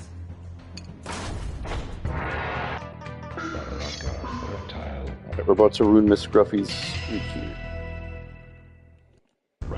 Let's see if we can get the uppercut in this too. The Toasty. That's not an uppercut.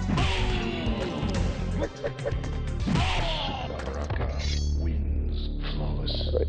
So I'm not going to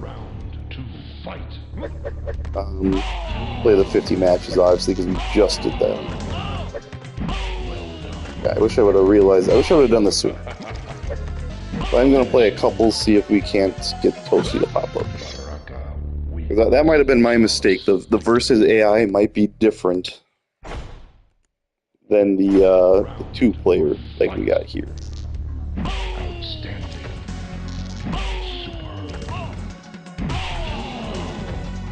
How long have we been streaming for, if anyone's paying attention? I can't see on my thing. Actually, I can do this. Hour and 42 minutes. Jesus Christ. We found one hidden fighter in nearly 2 hours. Get out here, you.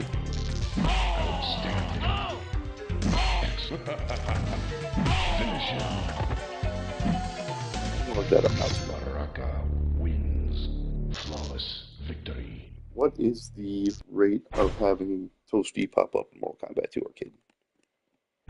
Round 1, fight. It's a 1% chance. I feel at this point we should have had at least one Toasty. Double kick. Baraka wins. Flawless victory. Round 2, fight. Ah!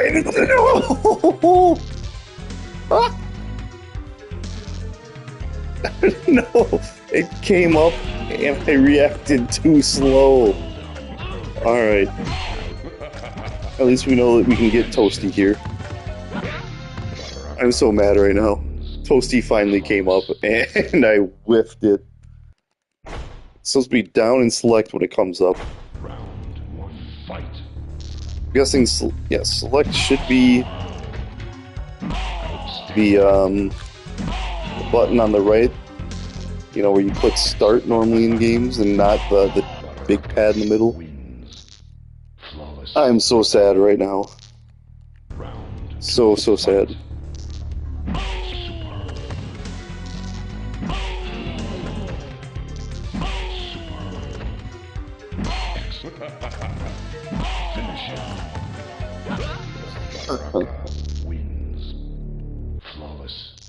Anyone tuning back in the stream or coming back in, been streaming for almost 2 hours trying to find all the hidden fighters. We've only gotten Jade so far. And we are looking at getting Smoke right now. To get Smoke, you need to get a down 2. You need to uppercut on this portal stage. And when Dan, I think Dan Forbin or whatever his name is, pops up in the corner and goes, Toasty! You have to hold down and select at the same time. We did 50 games in Versus. Not a single Toasty. And then we got to 50 wins. So you get to 50 wins in a row in Versus, then Noob Saibot will show up. We did both of those. Nothing showed up. That's when I realized you have to be in 2-player mode against another human. So all I had to do this whole time was just set up a second controller. And then I'd actually have a chance at getting Toasty, and 50 wins would have gotten Noob. So I just basically wasted, I'm guessing it took an hour to do that. Wasted an hour of my life. And then, we finally got our first Toasty all night, and I was so used to not getting it. Where is my Smoke? Where is Smoke? I did it that time. I was prepared. That's twice.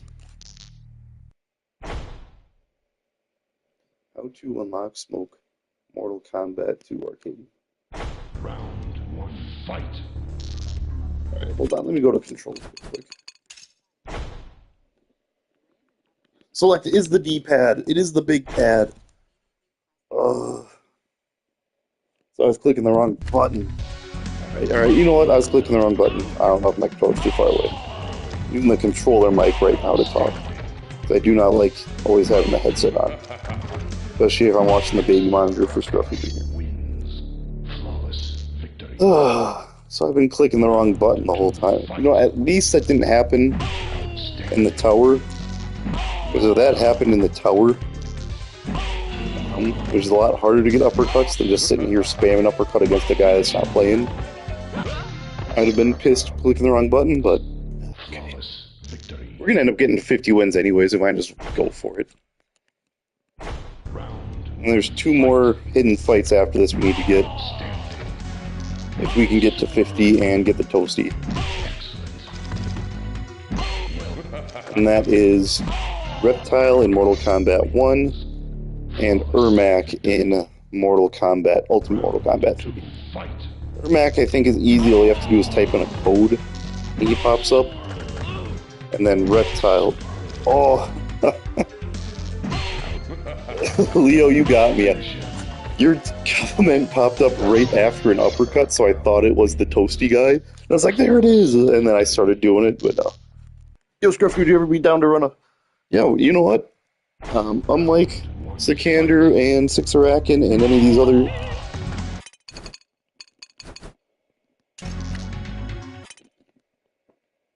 I'm so sad right now. It happened again. I clicked the right buttons this time, though.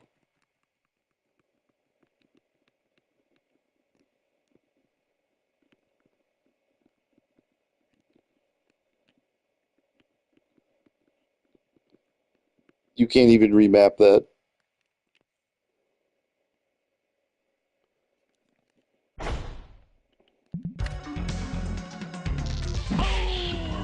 So I got Toasty. Did what I was supposed to do. Clicked the right buttons this time. It didn't work. So yeah, as I was saying, unlike Sixerakin and Sikander, I am willing to play my fans anytime, free of charge.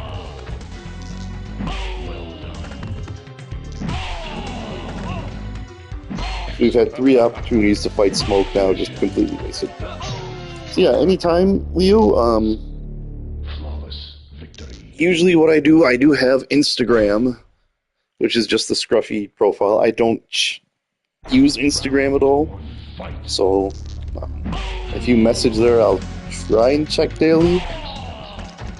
Or if you send me a message on Instagram, then I can have your name on it, and then I'll just message you whenever I'm about to hop on.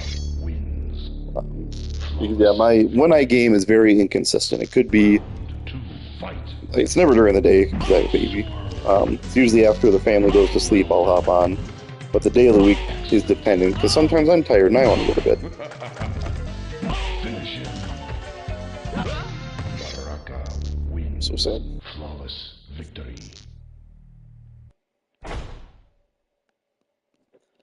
Yeah, anytime you want, I'm always down for a friendly 1st to 10.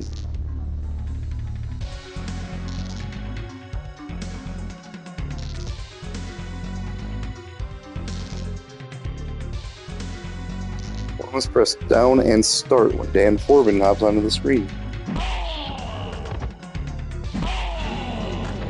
Wait, hold on. So if it's start, that's different than select. What button is start? It's so hard to see on this projector. Okay, it's the button I was pressing before. So if it's not select and it's start, Baraka wins. Flawless. I'm so confused why this isn't working. If it, you know, because we're going back for noob, we'll spend another hour going after noob again. Why not at this point? If I can't get smoked by the time we get to the 50 wins, I'm gonna do the cheat method and just do the smoke next match. Flawless. But yeah, I also have the Scruffy page on Facebook. That one I do have notifications turned on, so that one I'm more willing to see Fight. regularly, but I do check Instagram, I guess, regularly enough. Where is my smoke? And then, you know, you can always do the other method of comment on a YouTube video of mine, and then I'll see the comment and respond to it. YouTube, usually I am the most responsive to. The thing with that, though, is usually sometimes the comments don't pop up, like doesn't always notify me of the comment, even though I have notifications on. And it's not instant. Like if I send you a message on Instagram, the second I click send, you get that message. For YouTube, after you comment, it usually takes at least 2 minutes before YouTube will notify me that, you know, somebody sent a comment. Baraka wins. Flawless victory. Round 2, fight. I don't know if you guys... I did it! That's, what, four smokes that should happen?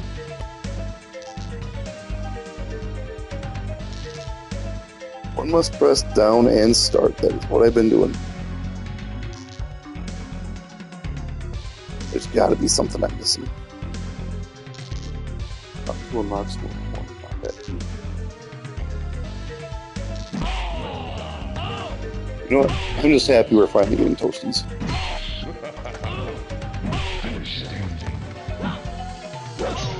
Baraka wins. Flawless victory.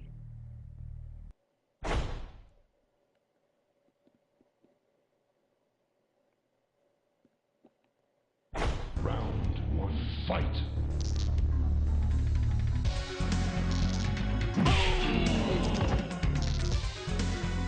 Outstanding.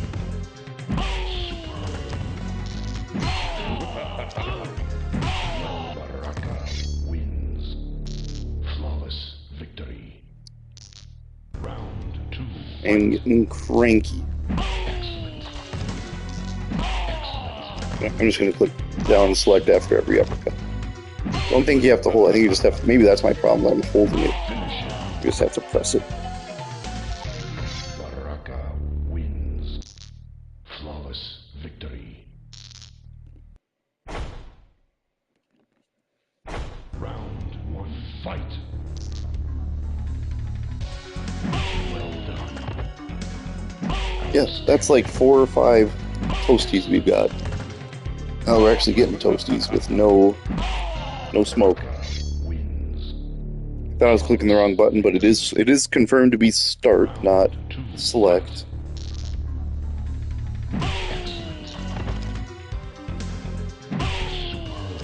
I think the problem is maybe I'm holding it too long. We just have to press it quick. You don't have to. Finish him. You don't have to hold it down. Flawless victory. Round 1, fight.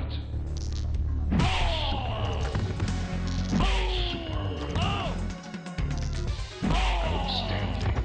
You see me doing a little teabag there because I'm clicking down and select after every down start after every uppercut. Sometimes I click it a little too fast. Round 2, fight. Yeah, if you guys have any questions about Scruffy's life or any Mortal Kombat questions about anything, feel free to ask because I need something to talk about during this stream. We're about to spend another hour just uppercutting Reptile for fun. Flawless victory. Round 1, fight.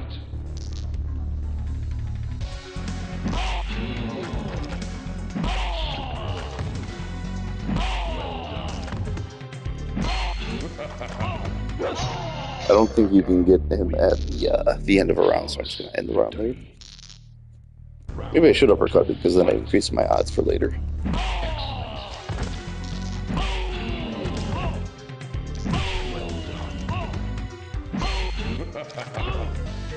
Finish him. Baraka wins. And this is the portal stage, right? Victory. I do believe this is the portal stage. Yeah, the portal. Round 1, fight.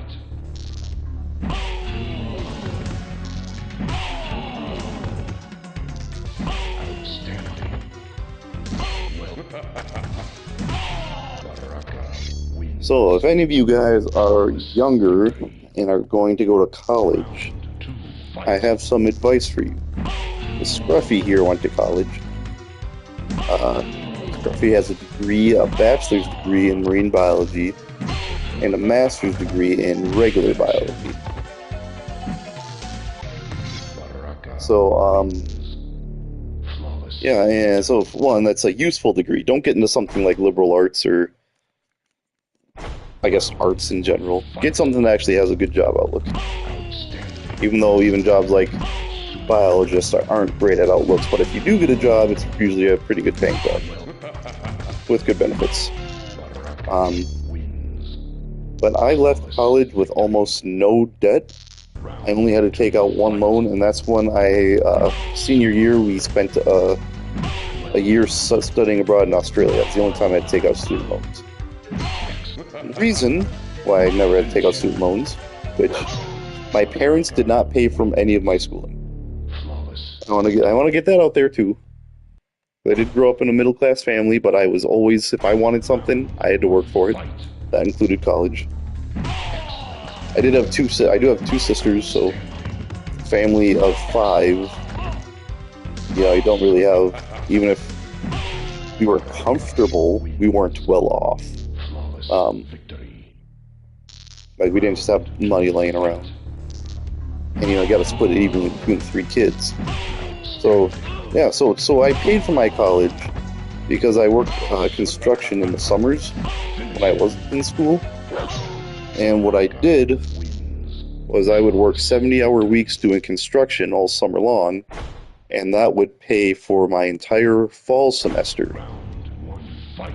And then I wouldn't need to get a job at all during the school year, so during the school year I could actually, relax and enjoy. It's kind of weird when, your school is less stressful than work, because you don't have to work as hard. And then I would work over winter break and have just enough for the spring, where I basically limp into the summer with almost no funds because we all went to school. Because you don't, summer break is 3 months long, winter is a month in college. So yeah, good time. I didn't see Leo's comment there. What got you into making MK content? So this actually goes back to 2020 while I was in Australia. Now to get into the Scruffy lore, how we got into doing Mortal Kombat content, we gotta go all the way to Scruffy's first time playing Mortal Kombat. The very first game I played, I believe, if I remember correctly, is Mortal Kombat vs. DC Universe. My friend had it for his, I think I was too slow. We'd gone like 3 games, and like normally we had a toasty like every other game. We went a while without a toasty, so I stopped doing the button pressing. So anyways, it's during my friend's birthday party. We did an all-nighter playing video games on his Xbox 360, and we played Mortal Kombat for DC Universe. That was my first time.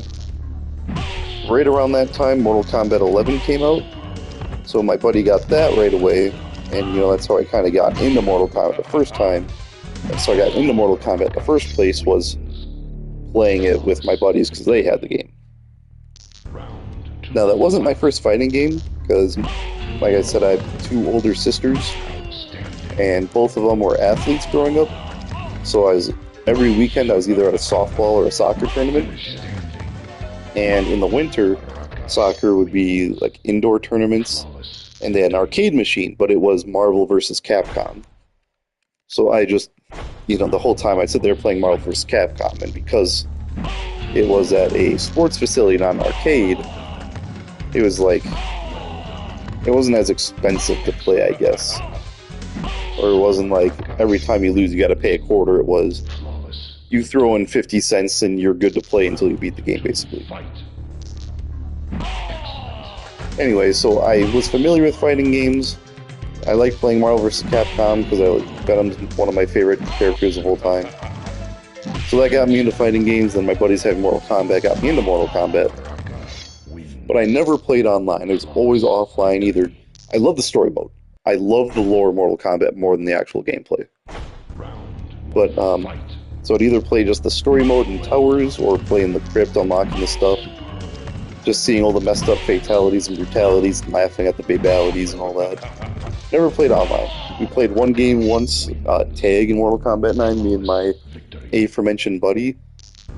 But, you know, we didn't know how to combo or do any of that. All we knew how to do was grab and just YOLO teleport or yellow slide. I think we played Scorpion a lot. So we always just got destroyed. So then, the first time I played a Mortal Kombat game online was Mortal Kombat 11. Outside of, I played it once in Mortal Kombat X to get a trophy, and I played it that one time in tag in Mortal Kombat 9. But when Mortal Kombat 11 came out, I got the beta code. And I was like, oh, this is fun, play the beta. Well, the beta for Mortal Kombat 11 was online only. With Mortal Kombat 1, you got the online beta, then you could also play the single player tower, which I believe was like 5 fights.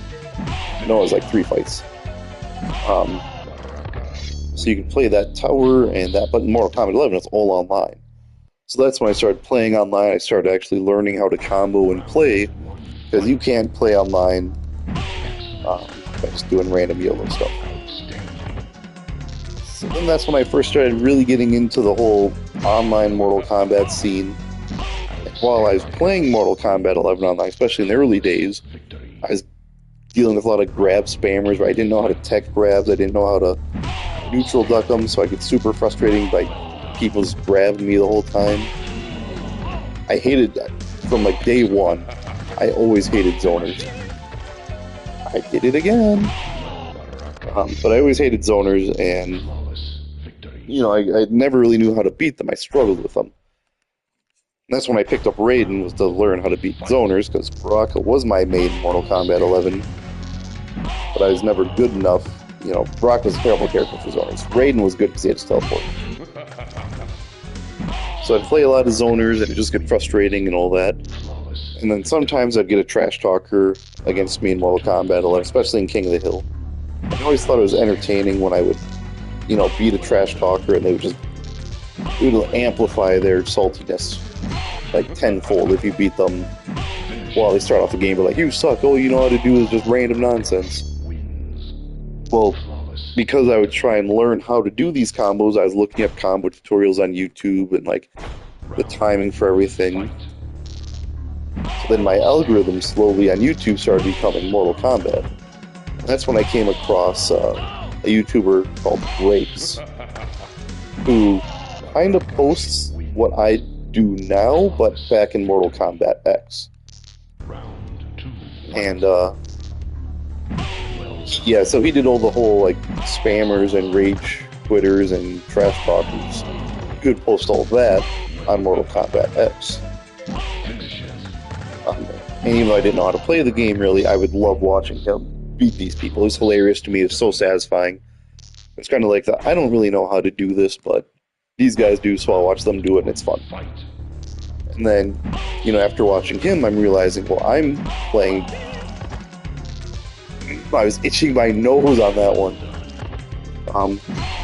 So that's when I started learning how to. As I'm learning how to play, I'm watching this guy's videos. I'm playing against the same type of trash talkers and salty players. There have been a few people that I would play that I'd recognize from his videos. Like, oh wait, that guy appeared in Breaks videos. Like, he's trash talking Breaks. He's like, now he's trash talking me. How neat. Well, in 2020, when COVID hit, Breaks stopped posting on YouTube. He stopped posting Mortal Kombat content, and eventually he just stopped posting in general. Like, he stopped posting on YouTube. And that made me sad, because there was like a guaranteed weekly video of trash talkers and spammers and all that. But then, like I said, I'm running in. I did it that time. That time I know I did it.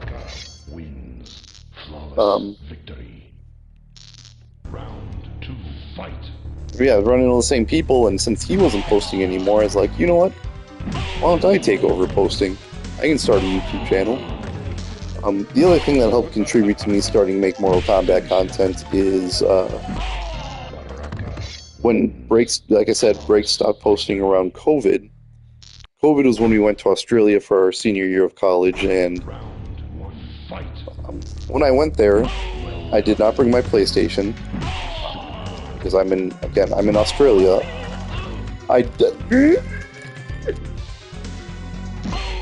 Angry here, fellas. Flawless I victory. wasn't gonna bring my PlayStation. I wasn't gonna play any video games. I'm gonna enjoy Australia while I'm there. Planning on doing a lot of nature stuff outside and a lot of fun stuff there. I didn't plan on staying inside playing video games. Well, COVID happened. Australia was a lot stricter with their lockdowns than like the US was. Flawless victory. So the only time you could be outside was if you were exercising. You could obviously go to stores and all that, yeah, but you had to do the whole wear a mask thing, and you could not be in groups of 2. To give you some ideas of what happened in Australia, we had somebody who was by themselves in a hammock reading a book, like in a field away from everyone else. And the campus police came over, because we're on a college dorm in Australia. The campus police came over and gave them a ticket for being outside. Because COVID rules, you had to be inside.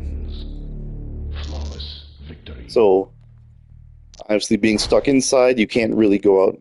There's like curfews. After a certain time, you couldn't go out. So we could. I don't even know what to do anymore, fellas.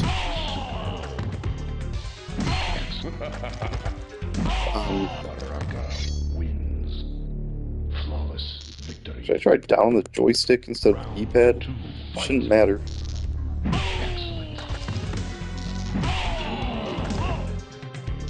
Outstanding. Outstanding. Baraka wins. Flawless. Maybe it's because I'm holding down while I'm doing the uppercut. Maybe I gotta let go. I don't even know. Round one. So yeah, because of the lockdown, I ended up buying a PlayStation 4 while I was in Australia. And I started, playing Mortal Kombat in Australia, running into trash talkers and salty people and all that. So then I started recording. And unfortunately, with PlayStation 4 share, you need a capture card in order to capture people's voices. Mortal Kombat 1 on the PlayStation 5, it automatically records your opponent's voices when you save the clip. But Mortal Kombat 11 on PlayStation 4 and PlayStation 5, it doesn't record your opponent's voice. So I'd get a lot of trash talkers. How is smoke not coming out at this point? So when I got back to the States, I bought a capture card. And that's how I started recording, like, people trash talking me, all these salty people. And that was a great investment. So yeah, it's basically because my favorite YouTuber stopped posting YouTube videos, and because I was getting the same type of people that he was posting about, I decided to take over and do that type of posting. With the main goal, because I really love Mortal Kombat, I love everything about this game. I love the characters, I love the lore. Like, first thing I do every time I buy a Mortal Kombat game is I first play the story mode to completion. I don't touch online or versus or anything like that until I get through the story mode. And once you finally start playing online, I'm expecting, I guess, people to be similar mindset of they play Mortal Kombat because they like Mortal Kombat. A lot of people play because they just like fighting games. So you get like people who only care about winning, who are trash talk, like so they lose, they trash talk and all that. Oh boy, Script Junior's waking up. So it get really frustrating, and like, wow, this community is really toxic. Mortal Kombat has one of the most toxic communities out there. I don't think anyone's in denial about that. So my goal with posting these videos too, after, along with, I just enjoyed the content, was to help try and clean up the community. Because I realize that people are a lot more hesitant to be toxic if they know they're going to be recorded and uploaded to YouTube. Wins. And as my name got bigger Victory. on YouTube too, I got to take care of this. Fight. As my name got bigger, you'd notice people would recognize me, and then they'd be more friendly. They wouldn't talk. I got.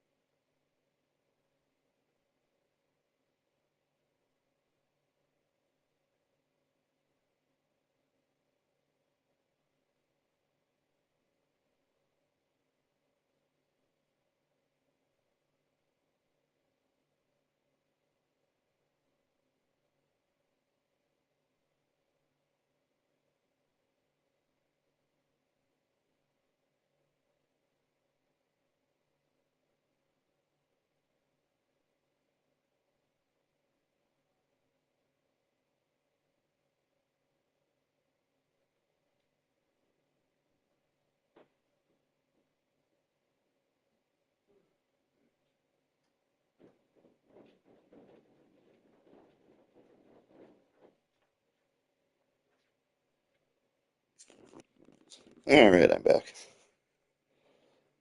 While we're paused here.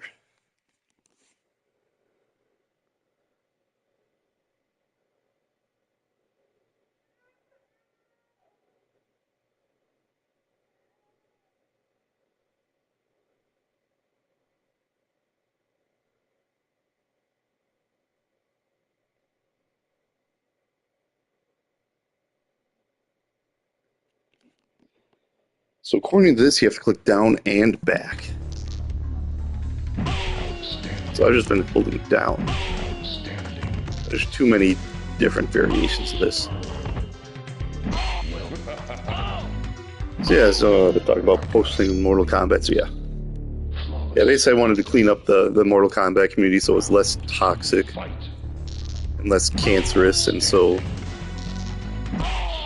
as I was saying, people are a lot less likely to be toxic if they know you're going to post them and expose them on YouTube.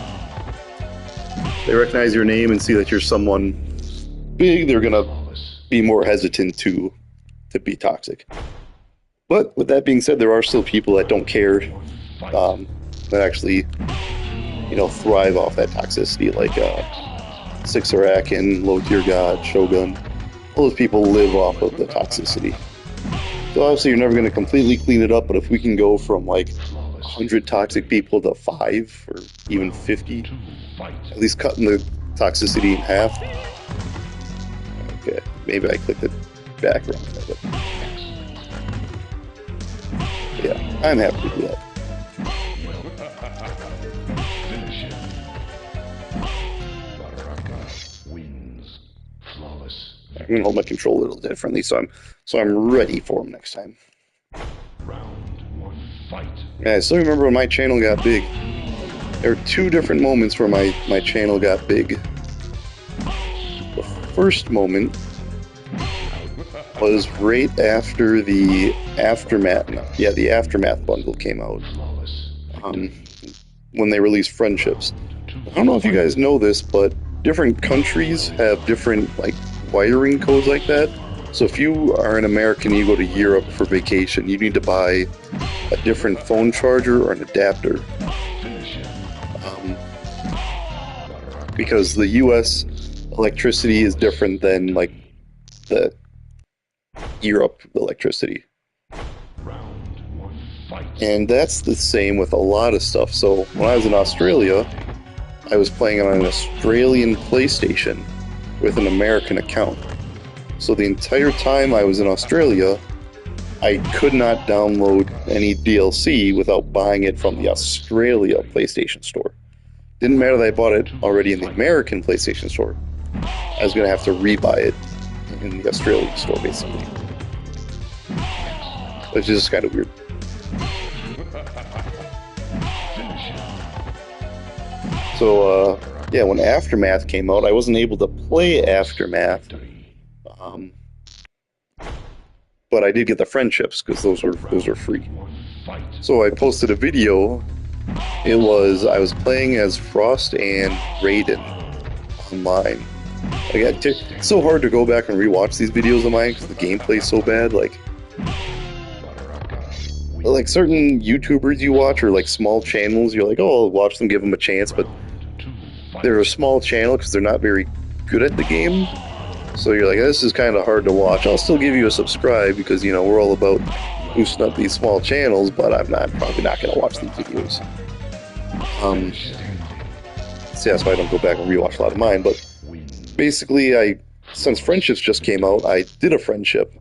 And then right after the friendship, the person quit. They got a quitality too, or they left the match. Or they pulled their plug or whatever it was. And I posted that.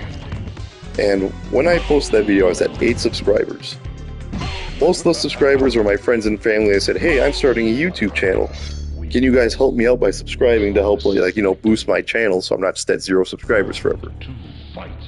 After I posted that, I went to bed, woke up. That video had 1,000 views. And had got me from like 8 subscribers to like 20. Which again doesn't sound like a lot, but as a little channel, that was huge. Like 1,000 views. I finally got 1,000 views on a video. Getting all these comments, getting all these subscriptions, that's awesome. And I rid that high. Basically, that was the only successful video I had for a long time. And when I got back to America, I had eventually, like, slowly grown. So it was like February of 2020 all the way up until April of 2021. It took me over a year to get to 100 subscribers. I remember doing a 100 subscriber video, and then at that time I happened to run into just some random dude in Combat League who was spamming with Sub-Zero. I beat him in round 1, so then he switched to Shiva and just spammed the Dragon Drop the whole time. And then I ended up beating him with Raid. After the game, he messaged me telling me to get good and hit up practice mode. After... I'm clicking all the buttons right now. I don't know what you want, Dan. But yeah, so... And I posted that video, and it got a few views. I got like 100 views right away. I'm like, okay, well, that's good. But that was about it. Nothing too fancy, nothing too special. And then out of nowhere, that video blew up. Like, I remember going to bed, 110 subscribers, waking up to 300 subscribers, and like, because before what it was, I was always excited about YouTube, so I'd go to bed, I'd wake up, check my notifications right away, and I'd be like, oh, I got a YouTube notification. Hopefully it says someone subscribed to my channel notification. And it's always just like a comment or something fun. But I woke up and there was more comments than I could, like, realistically go through in the morning. I was like, wait, what happened here? And I looked through my video history, and that video went from 100 views to 10,000 overnight. I was like, oh my god, that is insane. That video alone got me from 100 subscribers to 1,000 subscribers. And once that video took, and it was completely random, a month after I posted the video, it went off. I guess the YouTube algorithm was just like, let's throw this guy a bone. So then yeah. So from there, that kind of, what's that called?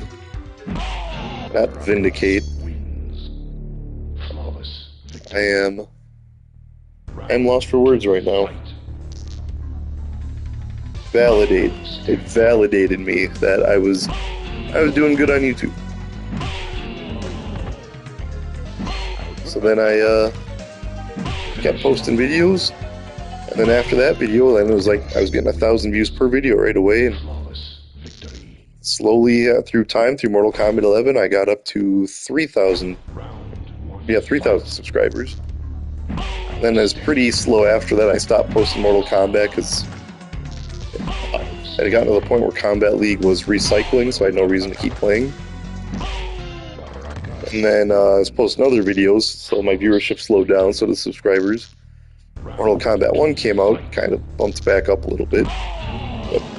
And I admit this too, Mortal Kombat 11, I think Mortal Kombat 1's the better game overall than 11, but Mortal Kombat 11 is so much more fun to watch than Mortal Kombat 1.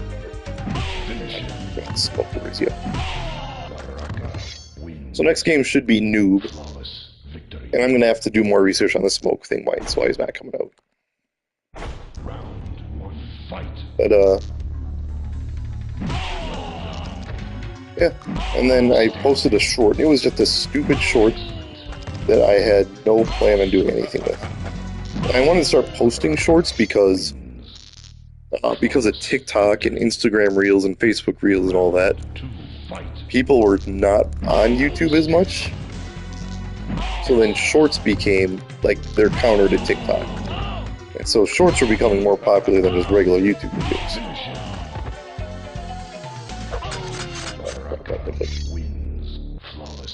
So Noob should pop up now.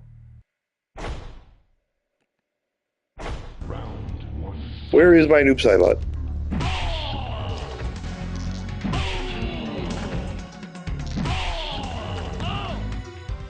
Alright, what the hell's going on here? 2.5 hours and we got one secret fighter.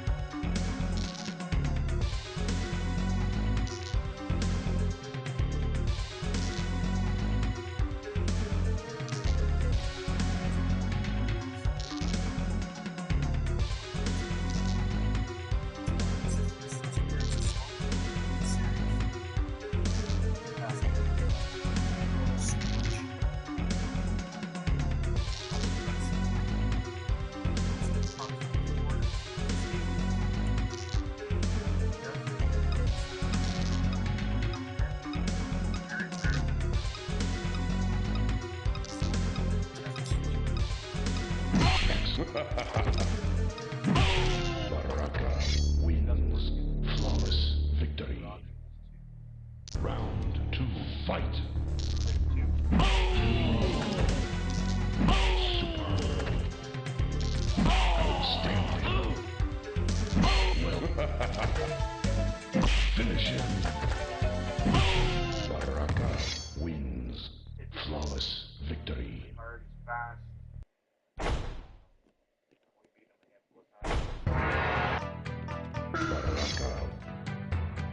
Reptile. Round 1, fight. What the hell is going on?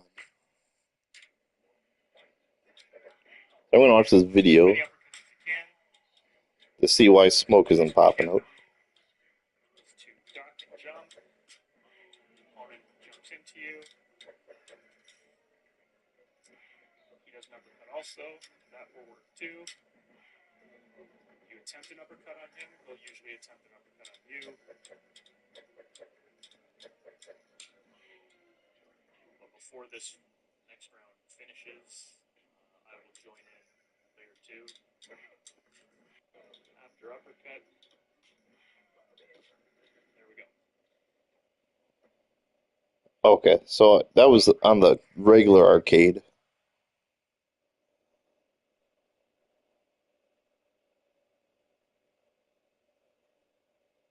Um,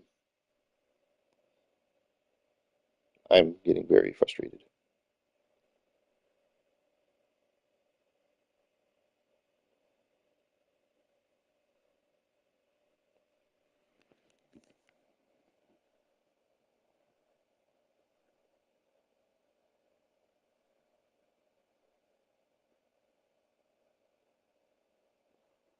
These are all finishing moves.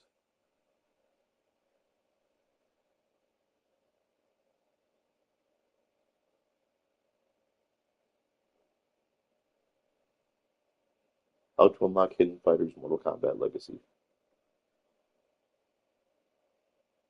To unlock Hidden Fighters in the Mortal Kombat Legacy Collection, you'll need to use specific button combinations.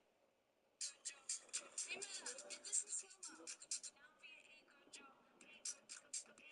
if the smallest spark could unlock a lifelong person? Yeah, all that work for nothing. Isn't small. What up, my friends? Welcome into today's video. We're going to be looking at the secrets in Mortal Kombat Legacy Collection. Brought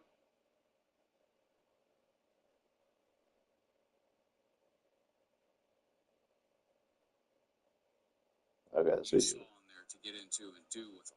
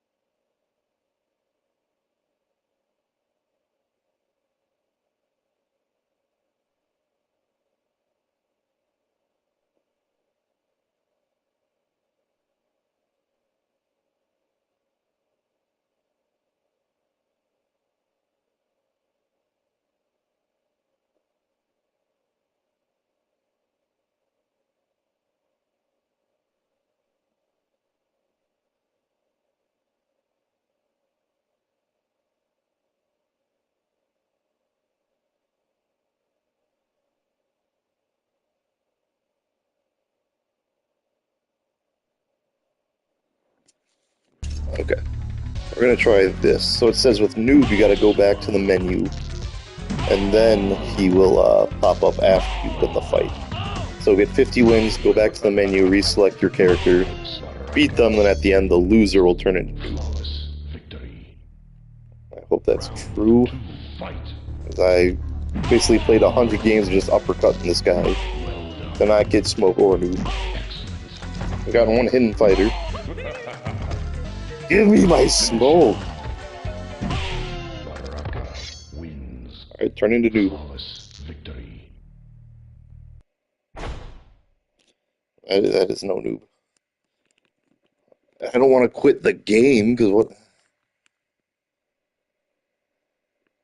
So I'll try this again. Baraka reptile. Why are these people lying to me? Round one. Fight.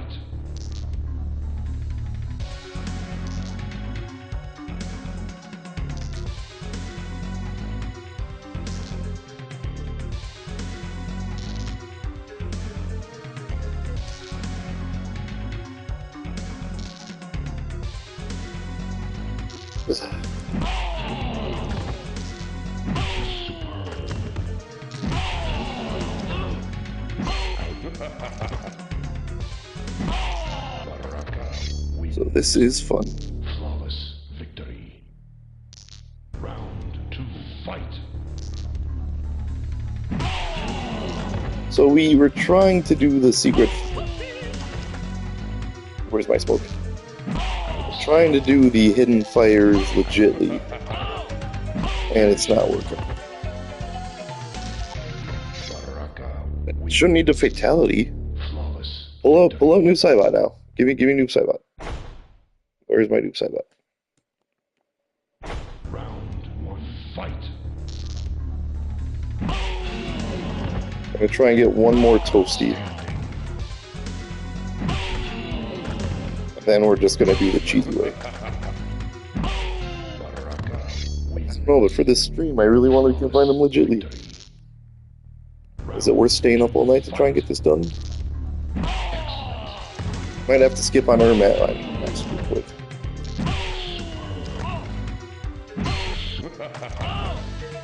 Finish him. That would have been ideal right there. Wins.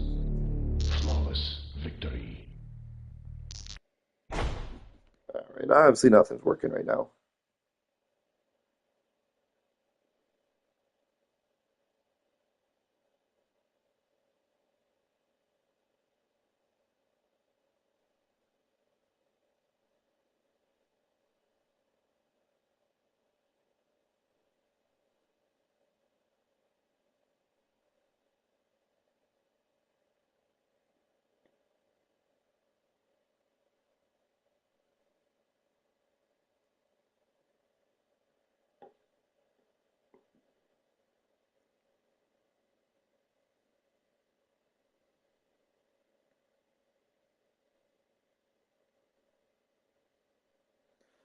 Why are there no guides on Legacy Collection on how to unlock these hidden fighters?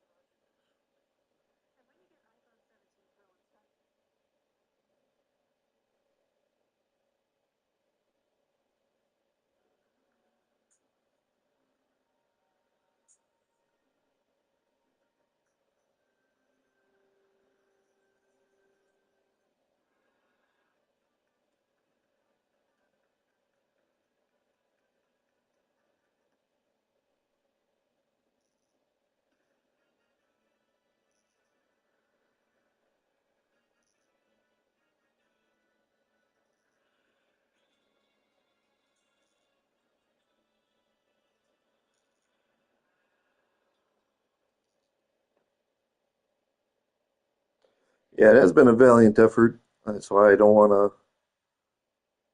spend all this time trying to get them legitly and then having to end up cheesing at the end.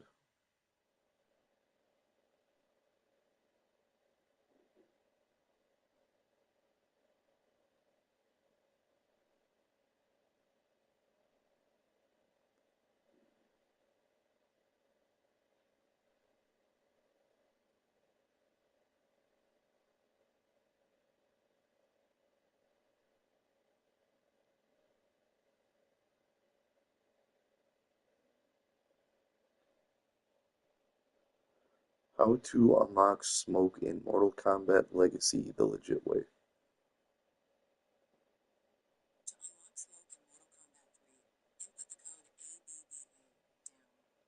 To unlock smoke in Mortal Kombat 3, input the code ABBA down, up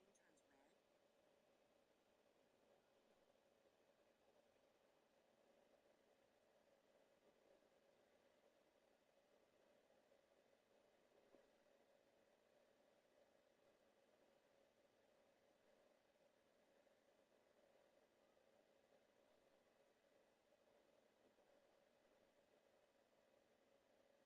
turns red, Yeah, everything I find trying to help with it.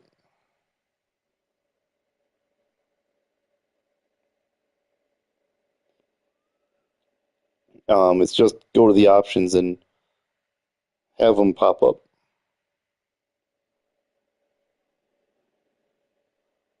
All right. So, very frustrating. Let's go to stage. I'm just gonna pop back in once. Baraka Reptile. So, guess our streak's gone. Round Just as I have fight. feared. Outstanding. Well done. Well done. We're gonna try and get one more toasty, Wins flawless. and then we're just gonna give up and we're gonna try and do the To fight. reptile stage. Well done. The only issue I've had with the reptile stage is I haven't gotten silhouettes to pop up. But knowing that you can do it, that it has to be in two-player mode like this, Finish him. makes a lot more sense than Baraka what I was doing before, which was flawless trying to get in the victory. Round one fight. Superb. Well done. Well done. See how many games it takes to get a toasty. Baraka wins flawless victory. Round two fight. God damn it. Excellent. Controls. Start is the button I'm clicking. Down and start. I'll try down and select again, but Doubt it's gonna work. Yeah, this is Finish frustrating. him. Baraka wins. Flawless victory. Round 1, fight. I like how we're able to get Jade legitly, but which is one of the harder ones to get just because you have to fight through a whole tower, win a match without blocking and only doing low kicks. No other buttons other than low kicks. And we're able to get that on the first try, but 2, fight. I'm going to get a toasty on the stage and click down select. Doesn't work.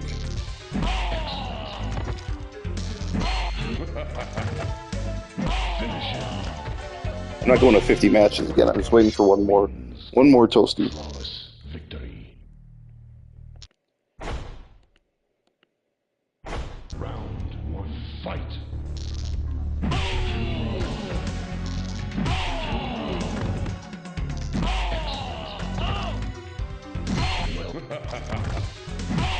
Baraka wins. Flawless victory. Round 2, fight. I don't know why I was waiting for the computer to jump in, even though it's the controller right next to me that's off. Finish him. So in 4 games, we got 1 toasty. Flawless victory. Not great odds. Okay, hopefully get one in this one. 1, fight. Even no matter what happens with this, if we don't get it, we get it. We're going back to MK1. Outstanding. Outstanding. Baraka wins. Flawless victory. Round 2, fight. Superb. Excellent. Finish him.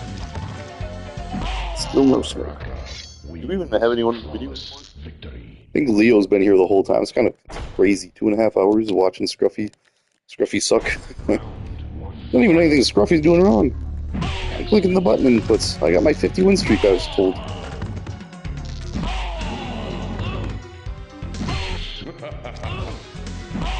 Baraka wins.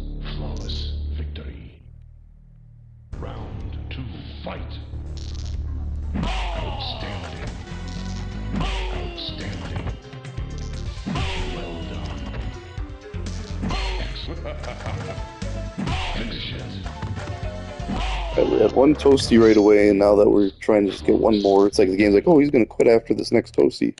Let's never give it to him. Round 1, fight. There it was. There was our toasty. And the button input didn't work.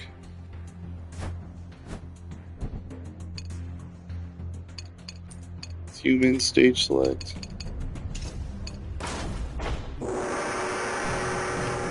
Raiden. Sub-Zero.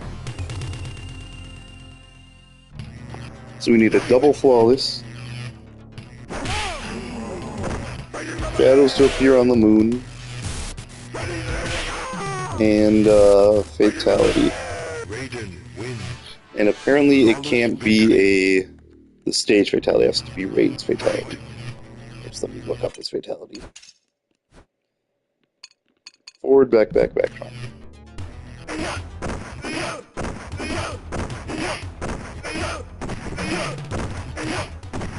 No shadows on the moon this one. Forward, back, back, back. Do it just in case. Raiden wins. Flawless fatality. If we do this and Reptile doesn't show up, I'm gonna be very happy. Come on, Santa, come across the moon. Excellent. Excellent. Raiden wins. Flawless victory. It's interesting that this works in like 2-player mode. Excellent. Like you would think it would only work in like versus mode where you're playing the AI. Not 2-player mode, because obviously you could just do this, what I'm doing, and have just one controller not doing nothing. And then when Reptile does show up, you're basically whoever you're playing with has to sit there and watch you play a hidden fighter. Find shadows. I still see your shadows in my room. This is the craziest one to me too, is that I can't even get a single shadow to pop up. See, the smoke one, I mean, I just don't know why any of these aren't working, because for smoke, like I've said already, I guess Leo, I'm reiterating everything to you, Leo, but people are going to rewatch this stream later, and I'm going to rewatch this later and see what happened, but I'm holding the input of down and start on my controller, which should have smoke pop up. Yeah. But he's not. And then the 50, like there I can say maybe the controller's not registering the buttons, maybe something else is going on there, maybe it's the wrong buttons. But the 50 wins in a row in 2-player, they have Noob Saibot show up, and he just doesn't. The shadows are very obvious too. Just look at them. Space Fatality. Raiden wins. Flawless And Scruffy Jr.'s waking back up. He has his milk though, so. And Miss Scruffy told me not to just run to him the second he starts crying every time. Then he'll never self-soothe.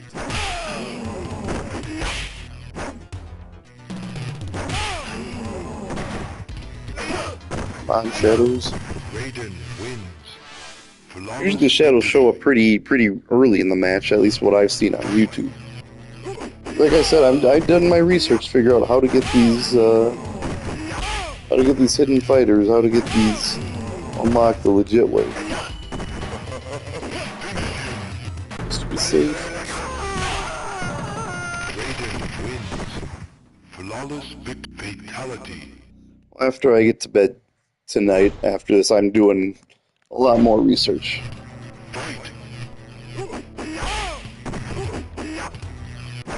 Excellent.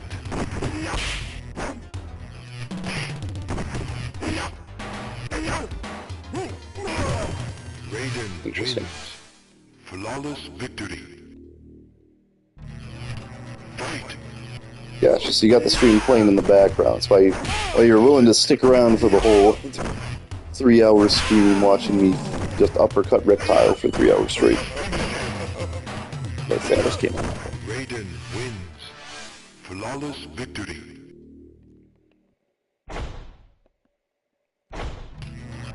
Fight. I'm starting to think the shadows aren't gonna ever appear up. Why are these shadows more rare than Toasty? Raiden wins. Flawless victory. Fight. Can you unlock Reptile in 2-player mode before the combat?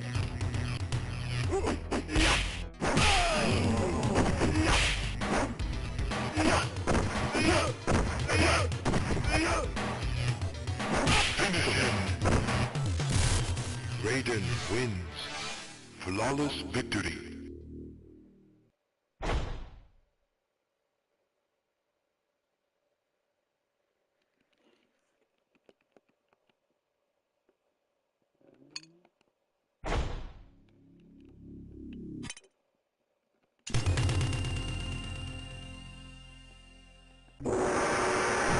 Raiden.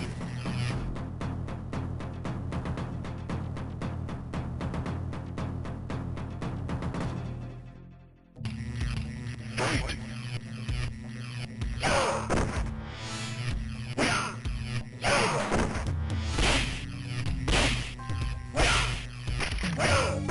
Scorpion win. Fight.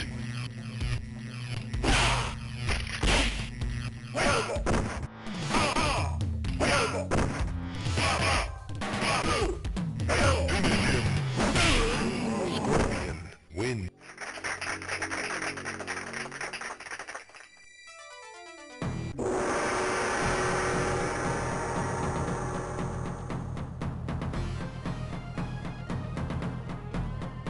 Raiden. Fight. Alright, so if anyone's still watching, seeing what I'm doing now, basically what I read is that Reptile can only show up in single player mode, and every time you lose and restart, it recycles the maps. With Scruffy Jr. getting extra fussy, I'm going to have to hop off, but we're going to try and get to the stage, the pit, Wins. see if we can't get that silhouette on our first try, and see what happens. Raiden. Fight. I think we have 2 more stages after this.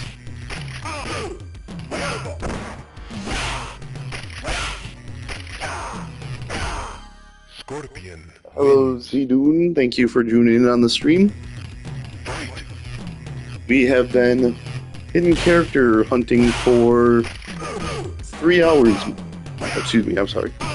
3 hours or nearly 3 hours, and we've only been able to find 1. We've gotten the requirements for Smoke and Nuke Saibot, but they have not appeared. Fight.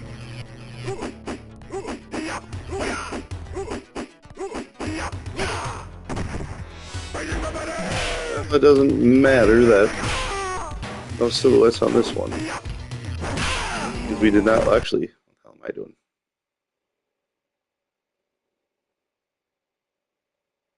I don't know why I didn't do that sooner.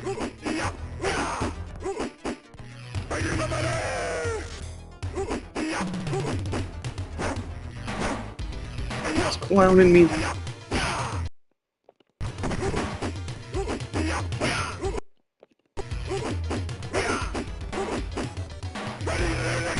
Yeah, I've not seen a single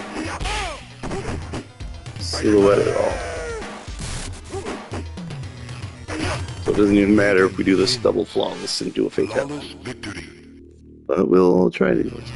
Apparently what I was just reading is it shows up before the fight starts. So where it says it goes fight, that's when the silhouette shows up. If it doesn't show up then it doesn't show up at all.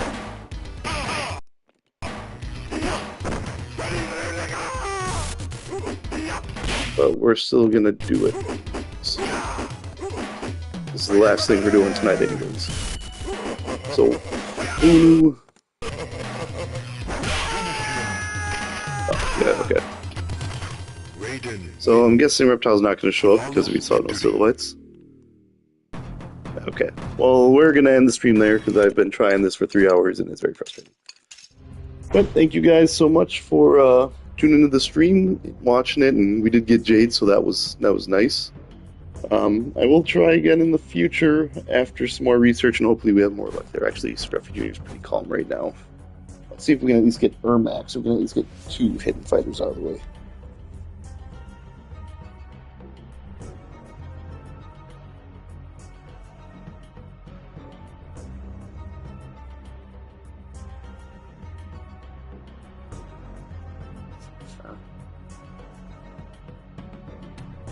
Ultimate Mortal Kombat. I just want to double check because I don't want to waste any more time.